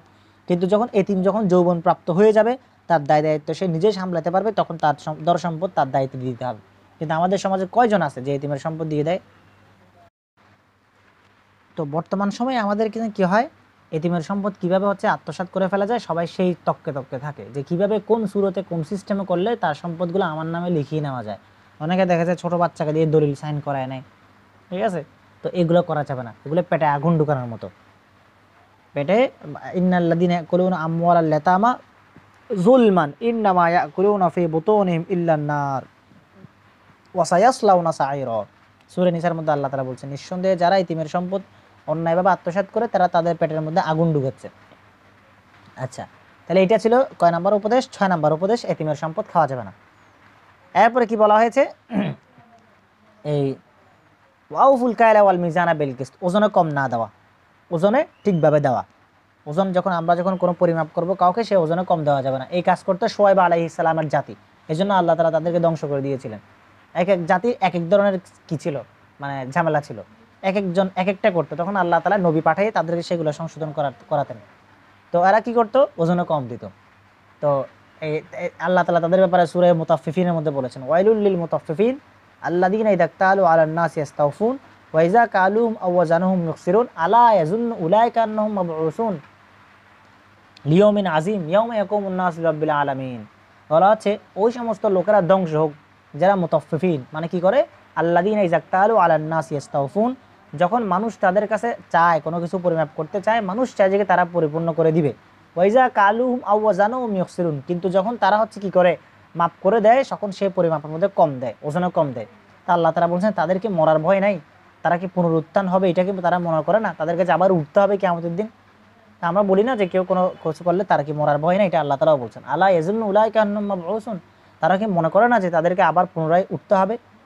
তো এই যে ওজনে কম দেওয়া খুবই খারাপ কাজ, আরেকজনের হক নষ্ট করা। তো বর্তমান সময়ে যারা আমরা ক্রেতা বিক্রেতা আছি, যে বিভিন্ন ছোটোখাটো আমরা ব্যবসা বাণিজ্যে লিপ্ত থাকি, আমরা এই জিনিসটা খুব খুব খুব সতর্ক থাকবো যে কোনো অবস্থাতে যেন কিনা হয় ওজনের মধ্যে পরিমাপে কম দেওয়া না হয়। ওজনে কম দেওয়ার অনেক চালাকি আছে, এগুলো আমরা ক্রেতা হিসেবেও যখন আমরা বাজারে যাব, তখন আমাদেরও উচিত এই জিনিসগুলো বিক্রেতাদেরকে ধরা। কেন? তাতে সে নিজেও গুনাহ থেকে বাঁচতে পারবে। তাকে যদি আপনি ধরে বেঁধে হলেও গুনাহ থেকে বাঁচাই দেন, তাহলে সে এই কাজটা আর করবে না। কী করে দেখেন, আপনি যখন মাছ কিনতে যান, আসলে জীবনমুখী শিক্ষা দেওয়া দরকার, তাফসিরের সাথে এগুলোও কানেক্টেড। মাছ কিনতে গেলে কি হয়, তারা কি করে, মাছটা কি করে, মানে উপরে মাছগুলো সুন্দর মাছ সাজায় রাখে, নিচে হচ্ছে কি রাখে, সব মানে যেগুলো হচ্ছে মাছ পচে গেছে বা যেগুলোর মধ্যে পানি থাকে এগুলো রাখে। তো মাছ কেনার সময় তারা হচ্ছে এমনভাবে মাছটা পাল্লায় তোলে, দাড়ি পাল্লায় তোলে, নিচ থেকে পানি সহ চলে আসে, তাহলে পানির ওজনের কারণে মাছের ওজন বেশি হয়ে যায়, ঠিক আছে। তো এই গাছগুলো তারা বেশিরভাগ ক্ষেত্রে হচ্ছে চিংড়ি মাছের ক্ষেত্রে করে, ছোটো মাছের ক্ষেত্রে করে, কারণ এগুলোর মধ্যে পানি মিশিয়ে দেয় তারা। তো পানির ওজনের কারণে 100 গ্রাম 50 গ্রাম কমে যায়। তারপর হচ্ছে অনেকে মেশিনে ওজন করে, মেশিনে ওজন করলে মেশিনে এমন করে সিস্টেম দেওয়া থাকে যে দেখা যায় কি যে এক জায়গায় দেখাবে 35 গ্রাম, আরেক জায়গায় 50 গ্রাম। এই জন্য অ্যানালগ সিস্টেমটাই ভালো পরিমাপের ক্ষেত্রে মেশিনের চেয়ে। মেশিনে কী করা যায়, কারচুপি বেশি করা যায়। এরকম আরও অনেক ধরনের আছে। দেখা যায় অনেকে বোতলের ওজনটা আলাদা করে ধরে না, অথচ বোতলের ওজনটা আলাদা করে ধরাটা উচিত। সেটা হচ্ছে পণ্যের সাথে ওজনের সাথে সম্পৃক্ত না। আচ্ছা, আরেকটা মশালা, গুরুত্বপূর্ণ মশালা আপনাদেরকে বলি, সেটা হলো আপনি যখন কোনো একটা জিনিস যেটাকে হচ্ছে কি বলে, মানে বান্ডিল আকারে কিনবেন, সেক্ষেত্রে সেখানে ওজন পরিমাপ করা ওয়াজিব না। ধরেন আপনি দোকানে গিয়ে বললেন যে আমাকে 1 প্যাকেট চিনি দাও, আমাকে 1 প্যাকেট চাল দাও, আমাকে 1 বস্তা চাল দাও, তখন আপনি ও বস্তার হিসাব হবে, সেটা কি করা হবে না। কিন্তু যদি বলা হয় যে আমাকে কি করো 1 কেজি চিনি দাও, তাহলে সে 1 কেজি প্যাকেট একটা বেঁধে রেখেছে আগে থেকে, আপনাকে তখন ওই 1 প্যাকেট চিনিটা অবশ্যই মেপে নেওয়া আপনার জন্য ওয়াজিব, এবং বিক্রেতার জন্য এটা মেপে দেওয়া ওয়াজিব। কেন? তখন আপনারা কি দাম ধরেছেন, কেজির নাম, কিলোগ্রামের নামটা ধরেছেন। তাই যদি বলতে যে ওই বেঁধে রাখা প্যাকেট থেকে 1 প্যাকেট দাও, তখন সেটা 1 কেজি বেঁধে রেখেছে, আপনারাও জানা, তারাও জানা আছে, ঠিক আছে। তখন ওটা প্যাকেটের হিসাব পড়বে, তখন আপনি তার কাছ থেকে সরাসরি পণ্যটা কিনতে পারবেন। যদি বলে যে 1 কেজি চিনি দাও, তাহলে সে যদি আপনাকে আগে থেকে বেঁধে রাখা, যেমন দোকানে যেটা হয় রমজান মাসে দেখা যায় যে ধরেন মুড়ির প্যাকেট 1 পোয়া, আধা কেজি, 1 কেজি করে বেঁধে রাখে, যেন বারবার মাপতে না হয়। তো ওইখানে গিয়ে বলবেন যে আমাকে এখান থেকে 1 প্যাকেট দেন। যদি কেজির নাম ধরেন, তাহলে কেজির নাম ধরলে বা পরিমাপের নাম ধরলে ওটা পরিমাপ করে নেওয়াটা ওয়াজিব হয়ে যায়। এটা একটা গুরুত্বপূর্ণ মশালা, এটা মাথায় রাখবেন, বুঝা যাচ্ছে। আর যখন আপনারা অনলাইন থেকে কোনো জিনিস কিনবেন, তখন কোনো একটা বয়াম বা কোনো একটা বক্স কিনলে ওই বক্সের নাম ধরবেন। যদি কি ধরেন, মানে কেজি, এত কেজি দেন নাম ধরেন, তাহলে আপনার চোখের সামনে মেপে নেওয়াটা ওয়াজিব হয়ে যায়। বিক্রেতার জন্য মেপে দেওয়াটা ওয়াজিব হয়, ক্রেতার জন্য মেপে নেওয়াটা ওয়াজিব হয়। এটা কিতাবুল বুয়ু বেচাকেনা সম্পৃক্ত মশালা, একটা গুরুত্বপূর্ণ মশালা আপনাদেরকে জানাই রাখলাম। আচ্ছা, ওয়াউফুল কায়লা ওয়াল মিজানা বিল কিসত, ওজনে কম দেওয়া যাবে না। এরপরে আল্লাহ বলছেন লা নুকাল্লিফু নাফসান ইল্লা উসআহা, এই যে তোমাদেরকে এই জিনিসগুলো দিচ্ছি এগুলো তোমাদেরকে চাপাই দিচ্ছি না। মানুষকে আল্লাহ তাআলা কখনোই তার সাধ্যের বাইরে কোনো কিছু চাপাই দেন না। যে 6টা উপদেশ, যে 7টা উপদেশের কথা আল্লাহ তাআলা আমাদেরকে বলেছেন, একটাও কি কঠিন কোনো কিছু? একটাও কঠিন না, সব সহজ সহজ জিনিস। সব হচ্ছে আমরা ফিতরতের সাথে কানেক্টেড। মানুষের শিরিক না করাটা ফিতরতে আছে, বাবা মার সাথে ভালো ব্যবহার করাটা তাদের ফিতরতে আছে, কাউকে হত্যা করা, তারপরে অশ্লীল কাজ, এগুলো মানুষের ফিতরতের মধ্যে আছে। এই জিনিসগুলো আল্লাহ তাআলা দিয়েছেন। এখন আমরা এগুলো করতে মুকাল্লাফ বা বাধ্য। আল্লাহ তাআলা সাধ্যের অধীনে আমাদেরকে বাধ্য করেন নাই। এরপরে কি বলেছেন? এবার পরেরটাতে আসি। ওয়াইজা কুলতুম ফাদিলু ওয়ালাউ কানা যা করবা। 8 নম্বর নসিহত, যদি কি হয় কোনো হক কথা বলতে হয়, আত্মীয় স্বজন হলেও কি করতে হবে? হক কথা বলতে হবে। আত্মীয় স্বজন হলেও কি করা যাবে না? হক কথা থেকে দূরে থাকা যাবে না, যদিও সেটা আমাদের জন্য কঠিন হয়ে যায়। ঠিক আছে, যতই আত্মীয় হোক আমাদেরকে হক কথা বলতে হবে। হক এবং ইনসাফের কথার ক্ষেত্রে ভালোবাসা, আত্মীয়তাকে সামনে রাখা যাবে না। হযরত আল্লাহ রাসূল সাল্লাল্লাহু আলাইহি সাল্লাম বলেছিলেন না, যদি আমার মেয়ে ফাতেমাও চুরি করতো তাহলে আমি তার হাত কেটে দিতাম। ঠিক আছে, তো কারো কিসের পক্ষে টানতে গেছে? সে আমার ছেলে, সে আমার ভাই, সে আমার মেয়ে, এই জন্য আমি হচ্ছে তার পক্ষে কথা বলবো, তারপরে মিথ্যা সাক্ষ্য দিয়ে এগুলো করা যাবে না। আমরা আমাদের আসলাফ, আমাদের সালাফদের কাছ থেকে এটা আমরা পাই না, আমরা আমাদের অতীত বাদশাদের কাছ থেকে এটা পাই না। হযরত ওমর ফারুক রাদিয়াল্লাহু তাআলা আনহু তার ছেলেকে শাস্তি দিয়েছেন। এরকম হচ্ছে ওমর ইবনে আব্দুল আজিজ রাদিয়াল্লাহু তাআলা আনহু কী করেছেন? বিচারকের সামনে নিজে কাঠগড়ায় দাঁড়িয়েছেন।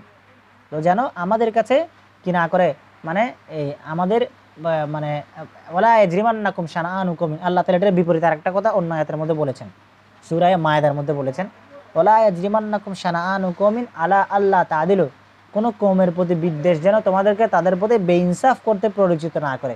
তাহলে একটা হচ্ছে আত্মীয় স্বজন হলেও আমরা মিথ্যা সাক্ষ্য দেওয়া যাবে না, পক্ষে কথা বলা যাবে না, যেটা ইনসাফ সেটা দেখতে হবে। আর একটা হলো শত্রু হলেও তার বিপক্ষে শত্রুতা বশত তাকে বিপদে ফেলা যাবে না, বরং আমাদেরকে খেয়াল রাখতে হবে সে আমাদের শত্রু হলেও আমাকে ইনসাফ করতে হবে।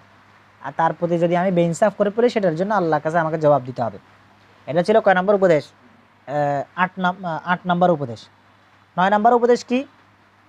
9 নম্বর উপদেশ হলো ওয়াও ওবিআহদিল্লাহি আউফু, এবং আল্লাহর সঙ্গে করা ওয়াদাকে পূর্ণ করো। অর্থাৎ সেটা কি? সেটা হলো আল্লাহ তাআলা হুকুম আহকামগুলোকে মানা। ওবিআহদিল্লাহি আউফু মানে হচ্ছে ইমাম কুরতুবী রহমতুল্লাহ আলাইহি বলছেন এটা আম একটা বিষয়, একটা ইন জেনারেল আল্লাহ তাআলা বলেছেন। আল্লাহ তাআলা বান্দার সাথে যতগুলো চুক্তি করেছেন সেই সমস্ত চুক্তিগুলোকে বান্দা পরিপূর্ণ করতে বাধ্য।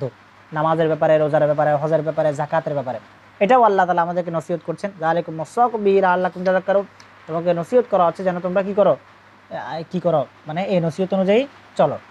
এরপরে কি বলা হয়েছে? 10 নম্বর নসিহত পরেরটাতে, ইন্না হাদা সিরাতি মুস্তাকিমান ফাত্তাবিউহু ওয়া লা তাত্তাবিউস সুবুলা ফাতাফাররাকা বিকুম আন সাবিলি যালিকুম ওয়াসাকুম বিহি লাআল্লাকুম তাত্তাকুন, এবং এই নির্দেশ তিনি তোমাদেরকে দিয়েছেন, এটাই আমাদের সরল পথ, অতএব তোমরা এর অনুসরণ করো, অন্যান্য পথের অনুসরণ করো না। আর যদি অন্য পথের অনুসরণ করো সেগুলো তোমাদেরকে আল্লাহর পথ থেকে বিচ্ছিন্ন করে দেবে। এই নির্দেশ তিনি তোমাদেরকে দিয়েছেন যেন তোমরা গোমরাহি থেকে বেঁচে থাকো। তো সিরাতুল মুস্তাকিম আমাদেরকে অনুসরণ করার জন্য বলা হয়েছে। সিরাতুল মুস্তাকিম হলো আল্লাহ তাআলা শরীয়ত, যে শরীয়তকে আমাদেরকে আঁকড়ে ধরতে হবে, যেটা আল্লাহ তাআলা আল্লাহ রাসূল সাল্লাল্লাহু আলাইহি সাল্লামের মাধ্যমে আমাদেরকে বলেছেন। কি? যে এই কি থাকা, আলাইকুম বিকিতাবিল্লাহি ওয়া সুন্নতি ওয়াদ্দু আলাইহা বিন নাওয়াজিদ, যে কি করা? কামড়ে ধরা, দাঁত দিয়ে কামড়ে ধরার জন্য বলেছেন। আল্লাহ তাআলার পথকে দাঁত দিয়ে আঁকড়ে ধরার জন্য বলেছেন।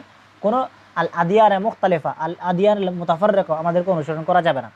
যে সমস্ত ভিন্ন ধর্ম আছে, ভিন্ন দিন আছে, এর মধ্যে কোনোটাকে আমরা অনুসরণ করতে পারবো না।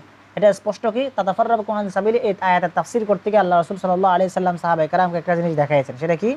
সেটা হলো ইবনে মাসউদ বলছেন, খাত্তা লানা রাসূলুল্লাহ সাল্লাল্লাহু আলাইহি ওয়াসাল্লাম ইয়ামান খাত্তান সুম্মা ক্বাল হাদা সাবিলুল্লাহ সুম্মা খাত্তা খুতুতান আন ইয়ামিনিহি ওয়া ইয়াসারিহি সুম্মা ক্বাল হাযিহি সুবুলুন আলা কুল্লি সাবিলিন মিনহা শায়তানুন ইয়াদউ ইলাইহা সুম্মা ক্বারা ওয়া আন্না হাযা সিরাতি মুস্তাকিমান ফাত্তাবিউ। ইবনে মাসউদ বলেন, আল্লাহ রাসূল সাল্লাল্লাহু আলাইহি ওয়াসাল্লাম একদিন একটা মাটির মধ্যে একটা দাগ আঁকলেন, একটা দাগ দিলেন। দাগ দিয়ে কি বললেন? যেটা আল্লাহর রাস্তা। এরপর তিনি সেই দাগের ডান পাশে কিছু, বাম পাশে কিছু, আর কতগুলো দাগ দিলেন। বললেন এগুলো শয়তানের রাস্তা। তো এবং এই সোজা লম্বা রাস্তাটা হলো আল্লাহর রাস্তা, এটা ধরে তোমরা চলতে থাকলে শয়তান তোমাদেরকে ডান বামের রাস্তাগুলোতে নিয়ে যেতে চাবে। তখন আল্লাহ রাসূল সাল্লাল্লাহু আলাইহি ওয়াসাল্লাম এই আয়াতটা পড়লেন, ওয়া আন্না হাযা সিরাতি মুস্তাকিমান ফাত্তাবিউ, তোমরা সিরাতুল মুস্তাকিমকে অনুসরণ করো, ওয়া লা তাত্তাবিউস সুবুলা ফাতাফাররাকা বিকুম আন সাবিলি, অন্য পথকে অনুসরণ করা যাবে না। অন্য পথকে অনুসরণ করতে গিয়ে কেউ যদি ইন্টারফেথ করে, অন্য ধর্মের সাথে মেলবন্ধন স্থাপন করতে চায়, কোশ্চিন কালো সেটা সফল হবে না।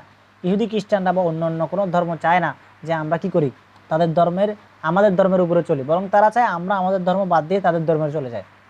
কি আছে কোরআনে, কি আছে, ওয়ালান তারদা আনকাল ইয়াহুদ ওয়ালান নাসারা হাত্তা তাত্তাবিআ মিল্লাতাহুম, যে আপনি কোশ্চিন কালো ইহুদি নাসারারা আপনার উপর সন্তুষ্ট হবে না, হাত্তা তাত্তাবিআ মিল্লাতাহুম, অর্থাৎ হাত্তা ইন তাখাল্লাইতা আন দীনিকা ওয়া দাখালতা ফি দীনিহিম, যতক্ষণ পর্যন্ত আপনি আপনার ধর্ম থেকে বের হয়ে তাদের ধর্মে চলে না যাচ্ছেন ততক্ষণ পর্যন্ত তারা কি করবে না, আপনাকে আপনার প্রতি সন্তুষ্ট হবে না। তাহলে আমাদেরকে অন্যান্য পথগুলো থেকে দূরে থাকতে হবে, অন্যান্য পথগুলো আমাদের পথ নয়।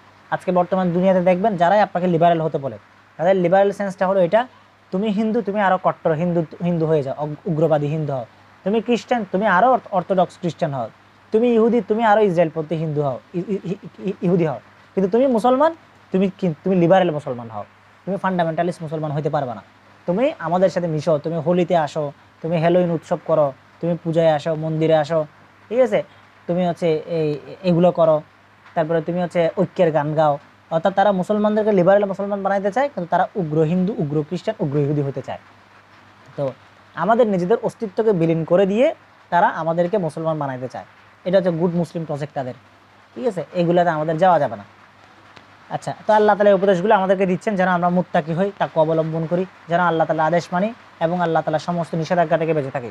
ইবনে আতিয়া রাহমাতুল্লাহ আলাইহি বলছেন, লাম্মা কানাতিল মুহাররামাতু আল আউলা লা ইয়াকাউ ফিহা আকিলুন জাআতিল ইবারা। বুঝা আসছে? তো একজন ব্যক্তি যখন নিষিদ্ধ জিনিসগুলোকে কি করে প্রাধান্য দেয়, নিষিদ্ধ জিনিসগুলো থেকে বেঁচে থাকাটাকে গুরুত্বপূর্ণ মনে করে, তখন এটাই তার জন্য উপদেশ হয়ে যায়, এটাই তার জন্য মূল ইবরত হাসিল করার একটা মাধ্যম হয়ে যায়। তো এগুলো আল্লাহ তাআলা আমাদের কেন দিচ্ছেন, যেন আমরা কি করি, আমরা বুঝতে পারি, আকলমন্দ ব্যক্তিরা যেন এগুলো বুঝতে পারে। তো এরপর আল্লাহ তাআলা জায়গায় জায়গায় ইবারতগুলো বলেছেন, লাআল্লাকুম তাআকিলুন, লাআল্লাকুম তাযাক্কারুন, লাআল্লাকুম তাত্তাকুন। এগুলো দিয়ে আল্লাহ তাআলা আমাদেরকে বুঝাতে চেয়েছেন আমরা যদি উপদেশ গ্রহণ করেওয়ালা হই, আমরা যদি আকিল হই, আমরা যদি মুত্তাকি হই, তাহলে এই জিনিসগুলো আমরা গ্রহণ করতে পারবো। আচ্ছা, এবার আল্লাহ তাআলা 10টা উপদেশ দেওয়ার পরে সূরা শেষ করতে যাচ্ছেন। সূরা শেষ করার প্রসঙ্গে আমাদেরকে এখানে কিছু নসিহত পেশ করে সূরাটা শেষ করবেন। প্রথম কথা, আল্লাহ তাআলা মুসা আলাইহিস সালাতু ওয়াস সালামের প্রেক্ষাপট নিয়ে এসেছেন। সুম্মা আতাইনা মুসাল কিতাবা তামামান আলাল্লাযী আহসানা ওয়া তাফসীরা কুল্লি শাইইন ওয়া হুদাও ওয়া রাহমাতাল লাআল্লাহুম বিলিকাই রাব্বিহিম ইউমিনুন। 154 নম্বর আয়াতে বলা হচ্ছে, অতঃপর আমি মুসাকে কিতাব দিয়েছিলাম প্রত্যেক সেই ব্যক্তির প্রতি নিয়ামত পূর্ণ করার জন্য যে সৎকর্ম করে, এবং প্রত্যেক জিনিসের বিস্তারিত বিবরণের জন্য, এবং হেদায়েত ও রহমতের জন্য, যাতে তারা স্বীয় রবের সাক্ষাৎ সম্বন্ধে ঈমান আনে। এখানে আল্লাহ তাআলা মুসা আলাইহিস সালাতু ওয়াস সালামের কথা বলেছেন, আল্লাহ তাআলা মুসা আলাইহিস সালাতু ওয়াস সালামের কথা বলেছেন যে মুসা আলাইহিস সালাতু ওয়াস সালামকে আল্লাহ তাআলা পরিপূর্ণ কিতাব দিয়েছিলেন। সেই কিতাবটা কেন দিয়েছিলেন, সেই কিতাবের ব্যাপারে যেই মানে এখানে বোঝা যাচ্ছে, একটা জিনিস বোঝা যাচ্ছে, 151 এবং 152 থেকে যে আয়াতগুলো গেছে, সেই আয়াতের মধ্যে যে সমস্ত হুকুমগুলোকে বর্ণনা করা হয়েছে সেগুলো সবসময়ই ছিল, মানে 154 যেটা আছে মুসা আলাইহিস সালাতু ওয়াস সালামের আয়াত দিয়ে আগের আয়াতগুলোকে এটাই বোঝানো হচ্ছে যে তামামান আলাল্লাযী, মানে আগের যে 10টা উপদেশ দেওয়া হয়েছে, এই 10টা উপদেশ সমস্ত নবীর শরীয়তে সমান সমানভাবেই ছিল। মানে এই 10টা উপদেশ কি হয় নাই, কোনো নবীর শরীয়তে চেঞ্জ হয় না। সেগুলো কি কি, ওই যে শিরিক না করা, মা বাবার সাথে ভালো ব্যবহার করা, এতিমের সম্পদ না খাওয়া, ওজনে কম না দেওয়া, এগুলো মুখস্থ করে নেবেন, এই 10টা উপদেশ মুখস্থ করে নেবেন। তারপর সঠিক পথের অনুসরণ করা, তারপর হচ্ছে আল্লাহর ওয়াদা পূরণ করা, তারপর হচ্ছে ইনসাফের কথা বলা। এই 10টা উপদেশ আল্লাহ তাআলা যেগুলো দিয়েছেন সেগুলো সমস্ত নবী শরীয়তে ছিল, কোনো নবী শরীয়তের মধ্যে এগুলো কি হয় না, পাল্টায় নাই। তা আল্লাহ তাআলা মুসা আলাইহিস সালাতু ওয়াস সালামের প্রতি যখন তাওরাত অবতীর্ণ করলেন, সেখানে শরীয়তের আহকাম আরও সবিস্তারে উল্লেখিত ছিল। তো তাওরাত প্রদান করে আল্লাহ তাআলা সেই জমানার সৎকর্মশীলদের প্রতি আল্লাহ তাআলা নিয়ামতকে পূর্ণ করে দিলেন, বিশদ ব্যাখ্যা সহ প্রত্যেক জরুরি বিষয় বয়ান করে দিলেন, এবং হেদায়েতের রহমতের দরজাসমূহ খুলে দিলেন, যেন তারা উপলব্ধি করতে পারে যে তাদেরকে তাদের রবের কাছে যাইতে হবে, একসময় তাদের রবের কাছে ফেরত গিয়ে তাদের রবের কাছে তাদের হিসাবগুলা আল্লাহ দিতে হবে, এটা যেন তারা বুঝতে পারে, এবং এই যেন তারা তাদের রবের প্রতি ঈমানও আনতে পারে। এটা মূলত বনী ইসরাঈলের জন্য আল্লাহ তাআলা আয়াতটা পাঠিয়েছিলেন। ইবনে আব্বাস বলেন, যেন তারা কি করতে পারে, যাদের কাছে পুনরুত্থিত হতে হবে সেই বিশ্বাস, এবং তাদেরকে যেন সওয়াব ও আযাবের একটা ব্যাপার যে ফয়সালা তাদের জন্য আছে, এটা যেন তারা বুঝতে পারে। এরপরে এই 155 নম্বর আয়াত, ওয়াহাযা কিতাবুন আনজালনাহু মুবারাকুন ফাত্তাবিউহু ওয়াত্তাকু লাআল্লাকুম তুরহামুন। এটা এমন একটা কিতাব যেটা আমি অবতীর্ণ করেছি, অতএব অনুসরণ করো, আল্লাহকে ভয় করতে থাকো, যেন তিনি তোমাদের প্রতি মেহেরবানি করেন। এখানে তাওরাতের একটা কথা বলা হয়েছে, কোরআনের কথা বলা হচ্ছে।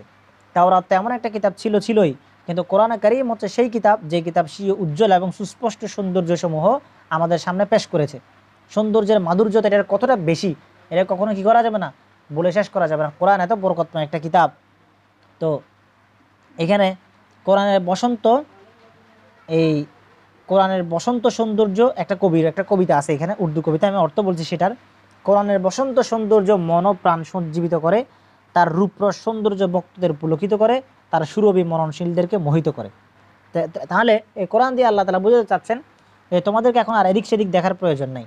তোমরা যদি সত্যিকার অর্থে আল্লাহ তাআলার রহমতের পেয়ে আল্লাহ পান করতে চাও, আখেরাতের বসন্ত পেতে চাও, এবং আখেরাতে তোমরা আল্লাহ তাআলাকে পেতে চাও, তাহলে পরিপূর্ণ এই কিতাবকে অনুসরণ করো, এই বরকতময় কিতাবকে অনুসরণ করো। কারণ এই বরকতময় কিতাব নাজিল হওয়ার পরে কি করা হয় নাই, তাদের আর কারো কোনো কিছু বলার থাকে নাই, আরবের ইহুদি খ্রিস্টানদের আর কোনো কিছু বলার থাকে নাই। এরপর হচ্ছে 156 নম্বর আয়াতের মধ্যে আল্লাহ তাআলা বলছেন, আন তাকুলু ইন্নামা উনজিলাল কিতাবু আলা তাইফাতাইন মিন ক্বাবলিনা ওয়া ইন কুননা আন দিরাসাতিহিম লাগাফিলিন। বলা হচ্ছে যে এই জন্য অবতীর্ণ করেছি যাতে তোমরা এই কথা বলো না যে কিতাব তো শুধু আমাদের পূর্ববর্তী দুটি সম্প্রদায়ের প্রতি অবতীর্ণ করা হয়েছিল, আর আমরা তাদের পঠন পাঠন সম্পর্কে বেখবরই ছিলাম। ঠিক আছে, অর্থাৎ এখানে আল্লাহ তাআলা এই মহান কিতাবের সিফাত যখন বয়ান করেছেন, তখন সাথে এটাও বলে দিয়েছিলেন যেন কিয়ামতের দিন তারা আল্লাহর কাছে সেটা বলতে না পারে যে আমাদের কাছে একটা কিতাব এসেছিল, সেই কিতাব ইহুদি নাসারাদের উপরে ছিল, আমাদের উপর তো কোনো কিতাব আসে নাই। ইবনে জারির আত-তাবারি বলছেন আল্লাহ তাআলা কোরআন কারীম নাযিল করার মাধ্যমে আরবের লোকদের, মুশরিকদের যেন আল্লাহর বিপক্ষে কোনো প্রমাণ পেশ করতে না পারে, সেটার সুযোগটা আল্লাহ তাআলা বন্ধ করে দিয়েছিলেন।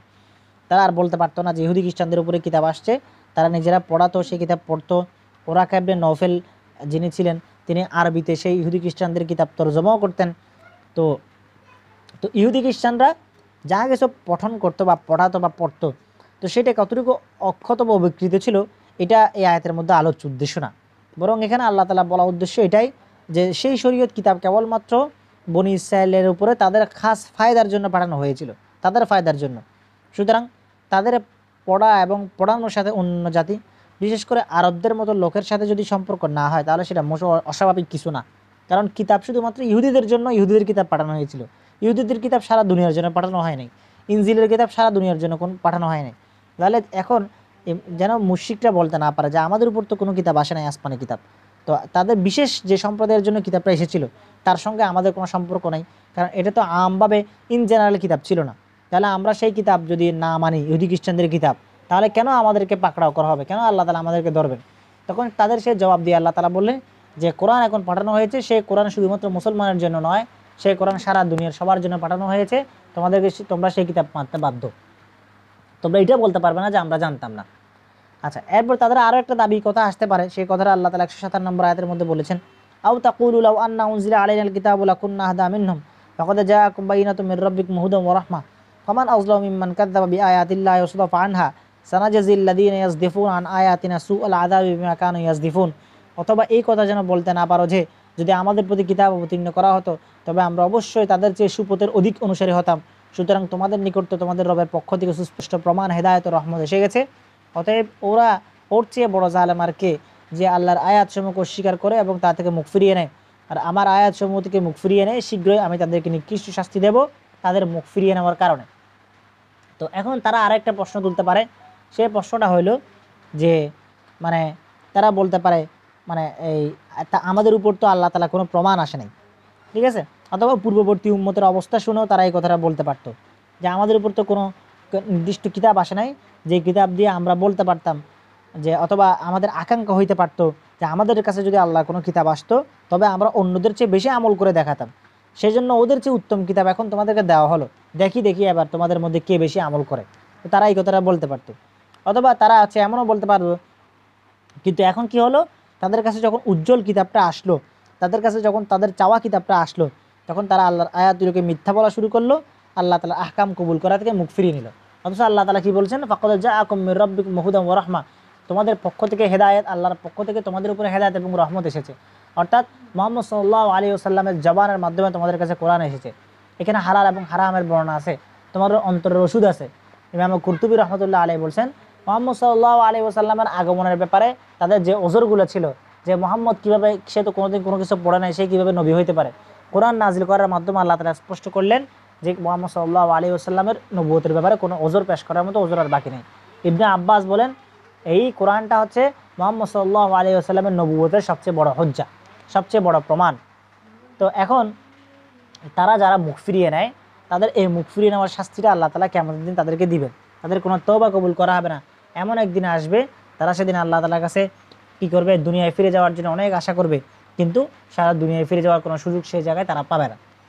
এরপরে 118 নম্বর আয়াতের মধ্যে কি বলা হচ্ছে যে হাল ইয়ানজুরুনা ইল্লা আন তা'তিয়াহুমুল মালায়েকাতু আও ইয়াতিয়া রাব্বুকা আও ইয়াতিয়া বা'দু আয়াতি রাব্বিক ইয়াওমা ইয়াতি বা'দু আয়াতি রাব্বিকা লা ইয়ানফা'ু নাফসান ঈমানুহা লাম তাকুন আমানাত মিন ক্বাবলু আও কাসাবাত ফি ঈমানিহা খায়রা কুল ইনতাযিরু ইন্না মুনতাযিরুন। ওরা কি কেবল এটারই অপেক্ষা করছে যে ওদের নিকট ফেরেশতারা আসবে, অথবা আপনার রব আসবেন, অথবা আসবে আপনার রবের কোনো নিদর্শন? সেদিন আপনার রবের কোনো নিদর্শন আসবে, সেদিন সেই ব্যক্তির ঈমান আনয়ন তার উপকারে আসবে না। সে পূর্বে ঈমান আনেনি অথবা নিজ ঈমানে কোনো পুণ্য অর্জন করেনি। আপনি বলে দিন তোমরা প্রতিজ্ঞা করো, আমরাও প্রতিজ্ঞা করছি। এখানে কাফেরদের একটা বড় ব্যাপার তুলে ধরা হয়েছে যে কাফেররা অপেক্ষা করে বসে আছে যে আমরা প্রমাণ দেখলে ঈমান আনবো। অর্থাৎ এই যে আমরা বলেছিলাম, যখন আল্লাহর পক্ষ থেকে কোনো প্রমাণ এসে যায় তখন সেই প্রমাণ আসার পরে ঈমান আনার সুযোগ আর থাকে না, ঈমান আনার রাস্তাটা রহিত হয়ে যায়। এখানে কিয়ামতের বড় বড় আলামতগুলোর কথা আল্লাহ তাআলা সংক্ষিপ্তভাবে ইশারা দিয়ে উল্লেখ করেছেন। তো এখানে আল্লাহ সাল্লাল্লাহু আলাইহি সাল্লাম একটা হাদিস, প্রাসঙ্গিক হাদিস এসেছে, লা তাকুমুস সাআতু হাত্তা তাতলুআ আশ-শামসু মিন মাগরিবিহা ফাইদা তালাআত রাআহান নাসু আমানু আজমাউন ওয়া যালিকা হিনা লা ইয়ানফা'ু নাফসান ঈমানুহা লাম তাকুন আমানাত মিন ক্বাবলু। হাদিস এসেছে কিয়ামত ততদিন পর্যন্ত হবে না যতদিন পর্যন্ত সূর্য পশ্চিম দিক থেকে উদিত হবে না। যখন সূর্যকে পশ্চিম দিক থেকে উদিত হতে দেখবে তখন মানুষজন সবাই একত্রিত হয়ে ঈমান আনা শুরু করবে, কিন্তু সেই সময় তাদের ঈমান কোনো কাজে আসবে না। তো এটাই হচ্ছে সেই নিদর্শন যারা আল্লাহ রাসূল সাল্লাল্লাহু আলাইহি সাল্লামের কাছে চেয়েছিল। তখন আল্লাহ রাসূল সাল্লাল্লাহু আলাইহি সাল্লামকে আল্লাহ তাআলা বলছেন আপনি তাদেরকে বলে দেন যে ইন্না মুনতাজিরুন, তোমরা অপেক্ষা করো, আমরা অপেক্ষা করছি, দেখি কে ঈমান আনে আর কে ঈমান না আনে। আল্লাহ তাআলা প্রমাণ আসার পর তোমরা ঈমান আনার অপেক্ষায় বসে আছো, কিন্তু প্রমাণ যখন চলে আসবে তখন তো তোমরা আর ঈমান আনতে পারবে না। এরপরে বলা হচ্ছে 159 নম্বর আয়াতে, ইন্নাল্লাযীনা ফাররাকু দীনাহুম ওয়া কানু শিয়া'আন লাস্তা মিনহুম ফি শাই ইন্নামা আমরুহু ইলাল্লাহি থুম্মা ইউনাব্বিহুম বিমা কানু ইয়াফআলুন। 159 নম্বর আয়াতের মধ্যে আল্লাহ তাআলা ইহুদি খ্রিস্টানদের প্রসঙ্গ নিয়ে আসছেন যে, আচ্ছা আমি তো আয়াতগুলো মনে হয় খুলে দেই নাই, তাহলে আয়াতগুলো আপনারা দেখতে পারতেন।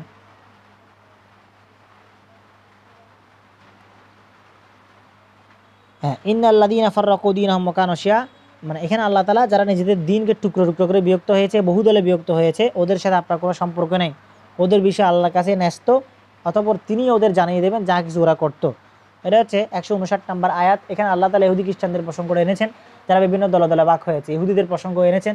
এখানে ইবনে আব্বাস রাদিয়াল্লাহু তাআলা বলছেন যারা ইহুদি এবং নাসারা, যারা দ্বীন হানিফ একনিষ্ঠ দ্বীনকে তারা ভাগ করে ফেলেছিল, নিজেরাই বিভিন্ন দলে দলে ভাগ হয়ে গিয়েছিল, অর্থোডক্স, ক্যাথলিক, লুথেরানিস্ট, ক্যালভিনিস্ট, ঠিক আছে, জন নক্সের অনুসারী, তারপরে এরকম খ্রিস্টানদের অনেকগুলো বিভক্তি হয়ে গিয়েছিল।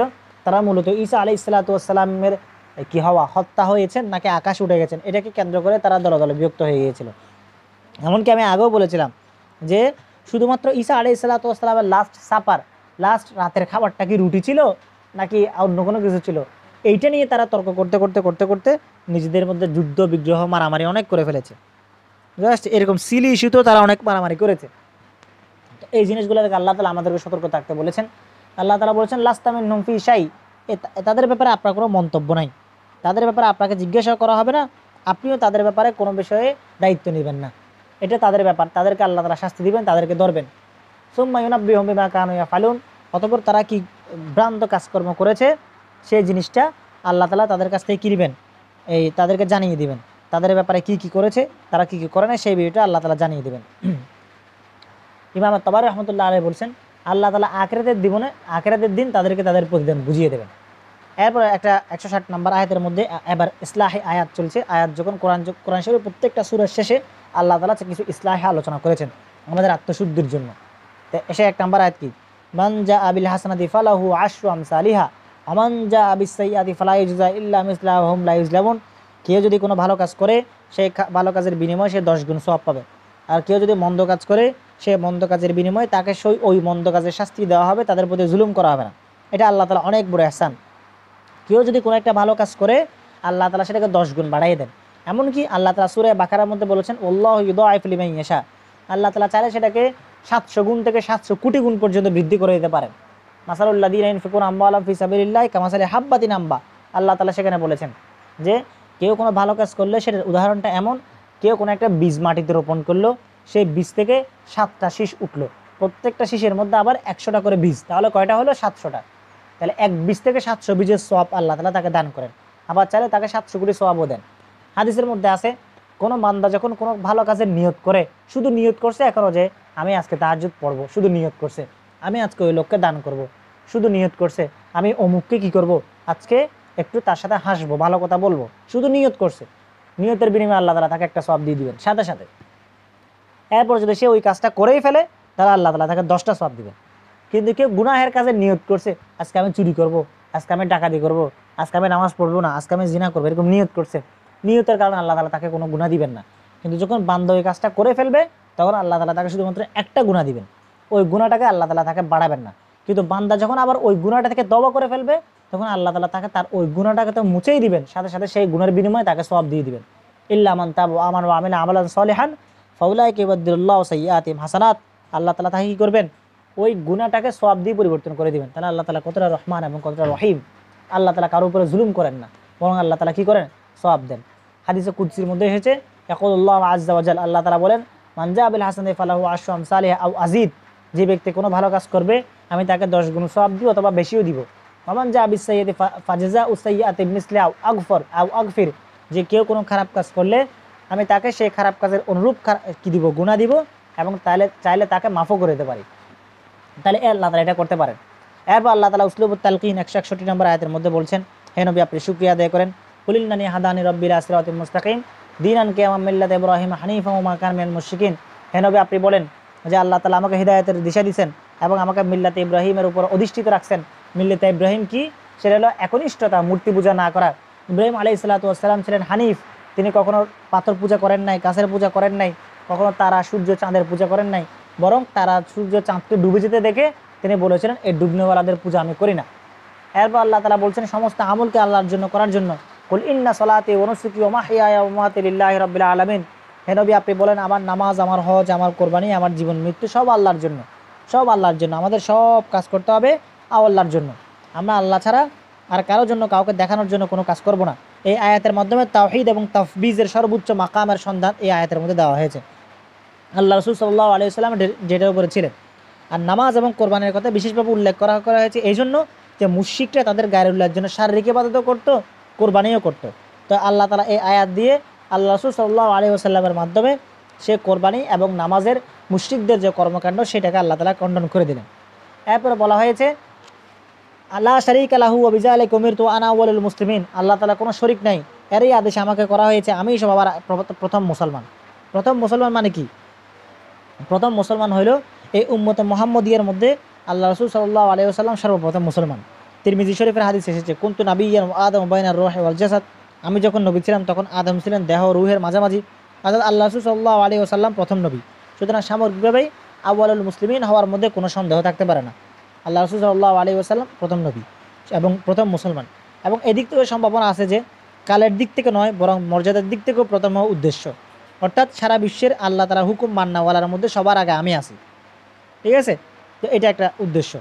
এরপর হচ্ছে বলা হয়েছে কুল আগাইরাল্লাহি আবগি রাব্বান ওয়া হুয়া রাব্বু কুল্লি শাই লা তাকসিবু কুল্লু নাফসিন ইল্লা আলাইহা ওয়া লা তাজিরু ওয়াজিরাতুন উযরা উখরা সুম্মা ইলা রাব্বিকুম মারজিউকুম ফায়ুনাব্বিউকুম বিমা কুনতুম ফিহি তাখতালিফুন। 166 নম্বর আয়াতের মধ্যে বলা হয়েছে যে আমি কি আল্লাহ ছাড়া আর কোনো রব অন্বেষণ করব, অথচ তিনি আমার প্রত্যেক বস্তুর রব। আর প্রত্যেক ব্যক্তি নিজ দায়িত্বে গুনাহ করে তার গুনার ভার তার উপরেই থাকবে, কোনো বোঝা বহনকারী অন্যের বোঝা বহন করবে না। অবশেষে তোমাদের সকলকে তোমাদের রবের নিকট ফিরতে হবে, তখন তিনি তোমাদেরকে সেই সব বিষয় অবহিত করবেন যেসব বিষয়ে তোমরা মতবিরোধ করতে। তাহলে প্রথম আয়াতের মধ্যে আল্লাহ তাআলা লা শারীকা লাহু বলে তাওহীদুল উলুহিয়্যাতের কথা বলেছেন। তাওহীদুল উলুহিয়্যাত কাকে বলে? তাওহীদুল উলুহিয়্যাত হচ্ছে ইলাহ হওয়া, ঠিক আছে, যিনি মালিক সব কিছুর, যিনি কর্ণওয়ালা জাত সব কিছুর, তাকে বলা হয় তাওহীদুল উলুহিয়্যা। তো তাওহীদুল উলুহিয়্যাতের কথা লা শারীকা লাহু বলে আল্লাহ তাআলা বড়ত্বের কথা বলা হয়েছে। এরপর আয়াতের মধ্যে তাওহীদুর রুবুবিয়্যাতের বয়ান দেওয়া হচ্ছে। তাওহীদুর রুবুবিয়্যাত মানে কি? যিনি রব, যিনি পালনেওয়ালা, যিনি আমাদের রিজিক দেওয়ালা, যিনি সাহায্য করেনওয়ালা। আল্লাহ ছাড়া কোনো মাবুদ নাই, আল্লাহ ছাড়া কোনো সাহায্য প্রার্থনার স্থলও নাই। লা মালজা মিনাল্লাহি ইল্লা ইলাইহি, আল্লাহ তাআলা সূরা হজের মধ্যে বলেছেন, সূরা আম্বিয়ার মধ্যে, যে আল্লাহ ছাড়া কোনো আশ্রয় নেওয়ার মতো কোনো জায়গা নাই। তাহলে সমস্ত কিছু সাহায্য প্রার্থনার স্থল যেহেতু তিনিই সবার রব, সুতরাং সবার রব আল্লাহ রাসূল সাল্লাল্লাহু আলাইহি ওয়াসাল্লামের রব আল্লাহ তাআলা। এরপর গুনাহের কথা এসেছে, ঠিক আছে। গুনাহের কথা এই জন্যই এসেছে যে প্রত্যেকে নিজেদের গুনাহের বার নিজের উপরে চাপবে। কিয়ামতের ময়দানে কেউ কারো গুনাহ নিবে না। কোরআনের মধ্যে আল্লাহ তাআলা সূরা আবাসের মধ্যে বলেছেন, সেদিন হচ্ছে এমন একদিন যেদিন মা তার বাবা থেকে পালাবে, তারপর হচ্ছে সন্তান মা থেকে পালাবে, বাবা তার সন্তানদের কাছ থেকে পালাবে, স্বামী তার স্ত্রীর কাছ থেকে পালাবে, বন্ধুরা বন্ধুর কাছ থেকে পালাবে, কেউ কারো কাছে থাকবে না। বুঝতে আসছে? তো প্রত্যেকের গুনাহের ভার তার কাদের উপরে থাকবে, একজনের গুনাহ আরেকজন নিবে না। তো এখন কাফেররা মুসলমানদের সঙ্গে তাওহীদ নিয়ে বিভিন্ন কী করতো, বিতর্ক করতো। তো বিভিন্ন বিতর্ক যখন করতো, তারা বলতো তোমরা তাওহীদের পথ ছেড়ে আমাদের পথে এসে যাও, তোমাদের কোনো গুনাহ হলে সেটা আমাদের উপরে বর্তাবে। মানে তারা তাদেরকে বলতো যে কি করো, মানে তোমরা আমাদের কথা শুনো, আমরাই আসি, আমরা তোমাদের কথা শুনবো, এবং তোমাদের কোনো গুনাহ হলে তোমরা চাপ নিও না, তোমাদের গুনাহগুলো আমরা নিয়ে ফেলবো। তো এই বলে তারা মুসলমানদেরকে গোমরাহ করার চেষ্টা করতো যে তোমাদের গুনাহ হচ্ছে না, গুনাহ আমাদের হাতে আছে। তো এখন তো এটা যেহেতু বলতো, তখন আল্লাহ তাআলা বললেন যে না, এই গুনাহের জায়গায় থাকবে। ঠিক আছে? তো গুনাহ কখনোই একজনের গুনাহ আরেকজন নিতে পারবে না। এরপর 165 নম্বর আয়াতের মধ্যে সূরা শেষ হচ্ছে, ওহুয়াল্লাযী জাআলাকুম খলাইফাল আরদি ওয়া রাফা বা'দাকুম ফাওকা বা'দিন দারাজাতিল লিয়াবলুয়াকুম ফীমা আতাকুম ইন্নাল্লাহা সারিউল ইকাব ওয়া ইন্নাহু লাগফুরুর রহিম। আর তিনি হচ্ছেন সেই সত্তা যিনি কি করেন তিনি হচ্ছেন সেই সত্তা যিনি তোমাদেরকে পৃথিবীতে প্রতিনিধি বানিয়েছেন এবং তোমাদের কতকের মর্যাদা কতকের উপর উন্নীত করেছেন, যাতে তিনি তোমাদেরকে যা দিয়েছেন তাতে তোমাদের পরীক্ষা করেন। নিশ্চয়ই আপনার রব দ্রুত শাস্তিদাতা, তিনি বড়ই ক্ষমাশীল এবং অতি মেহেরবান। তো আল্লাহ তাআলা পৃথিবীতে আমাদেরকে প্রতিনিধি বানিয়েছেন। সূরা বাকারা শুরু আয়াতের মধ্যে বলেছেন, ইন্নী জাইলুন ফিল আরদি খলিফা, দুনিয়ার বুকে আল্লাহ তাআলা মানুষকে খলিফা বানিয়েছেন। তো কি খলিফা? খলিফা কয়েক ধরনের হতে পারে, দুই ধরনের মোস্টলি। একটা হচ্ছে আল্লাহ তাআলার ইবাদতের বন্দেগীর খলিফা, আর একটা হলো আল্লাহ তাআলার হাকিমিয়তের খলিফা। বন্দেগীর খলিফা বলতে আমরা আল্লাহ তাআলা ইবাদত করব, বন্দেগীর খলিফা হলো আমরা আল্লাহ তাআলা ইবাদত করব। আর হাকিমিয়তের খলিফা হলো আমরা যখন দুনিয়ার বুকে শাসন ক্ষমতা পাবো, তখন আমরা সেই শাসন ক্ষমতা পেয়ে আমরা কি আচরণ করি সেটা আল্লাহ তাআলা আমাদেরকে পরীক্ষা করাটা আল্লাহ তাআলা মাকসাদ। তাহলে এই দুই মাকসাদ নিয়ে আল্লাহ তাআলা আমাদেরকে দুনিয়াতে পাঠিয়েছেন। তারপর আল্লাহ তাআলা আমাদের মর্যাদার মধ্যে অনেক পার্থক্য রেখেছেন। আমাদের আকার আকৃতির মধ্যে পার্থক্য আছে, আমাদের রূপ গুণ সৌন্দর্যের মধ্যে পার্থক্য আছে, আমাদের স্বভাব চরিত্র মেধা বুদ্ধি দোষ ত্রুটির মধ্যে পার্থক্য আছে, আমাদের রিজিক সম্পদ সম্মান ইত্যাদির মধ্যে পার্থক্য আছে, অনেক স্তর আছে। কিন্তু আল্লাহ তাআলার কাছে পছন্দনীয়টা কি? আল্লাহ তাআলার পছন্দনীয় হলো আমাদের ঈমান এবং আমল। ইন্নাল্লাহা লা ইয়ানজুরু ইলা সুওয়ারিকুম, হাদিসে আছে, ইন্নাল্লাহা লা ইয়ানজুরু ইলা সুওয়ারিকুম ওয়া লা ইলা আজসামিকুম ওয়ালাকিন ইয়ানজুরু ইলা কুলুবিকুম ওয়া আমালিকুম। আল্লাহ তাআলা কখনোই তোমাদের রূপ, তোমাদের সৌন্দর্যের দিকে, তোমাদের সম্পদের দিকে তাকান না, বরং তিনি তোমাদের ঈমান আমল ইখলাসের দিকে তাকান। ঠিক আছে? যার ঈমান আমল আখলাস ভালো, আল্লাহ তাআলার কাছে সে পছন্দনীয়।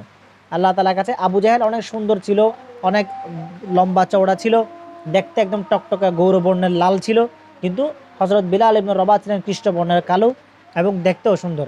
কিন্তু আল্লাহ তাআলার কাছে বিলাল ইবনে রবাহের মর্যাদা বেড়ে গেছে ঈমান আমল ইখলাসের কারণে।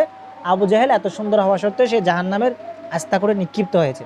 এই জন্য আমরা ঈমান আমলের প্রতিযোগিতা করব, সম্পদের প্রতিযোগিতা না। বুঝে আসছে? তো কারণ বাকি সব কিছু আমাদেরকে আল্লাহর দান, এগুলো আল্লাহ তাআলা আমাদেরকে দিয়ে পরীক্ষা করেন। আমার সৌন্দর্য আমাকে আল্লাহ তাআলা দিয়ে পরীক্ষা করছেন যে আমি আমার সৌন্দর্য কোথায় ব্যয় করছি। আমার সম্পদ দিয়ে আল্লাহ তাআলা আমাকে পরীক্ষা করছেন যে আমি আমার সম্পদ কোথায় ব্যয় করছি, কার সন্তুষ্টির জন্য ব্যয় করছি। এগুলো আল্লাহ তাআলা আমাদেরকে প্রশ্ন করবেন। ঠিক আছে?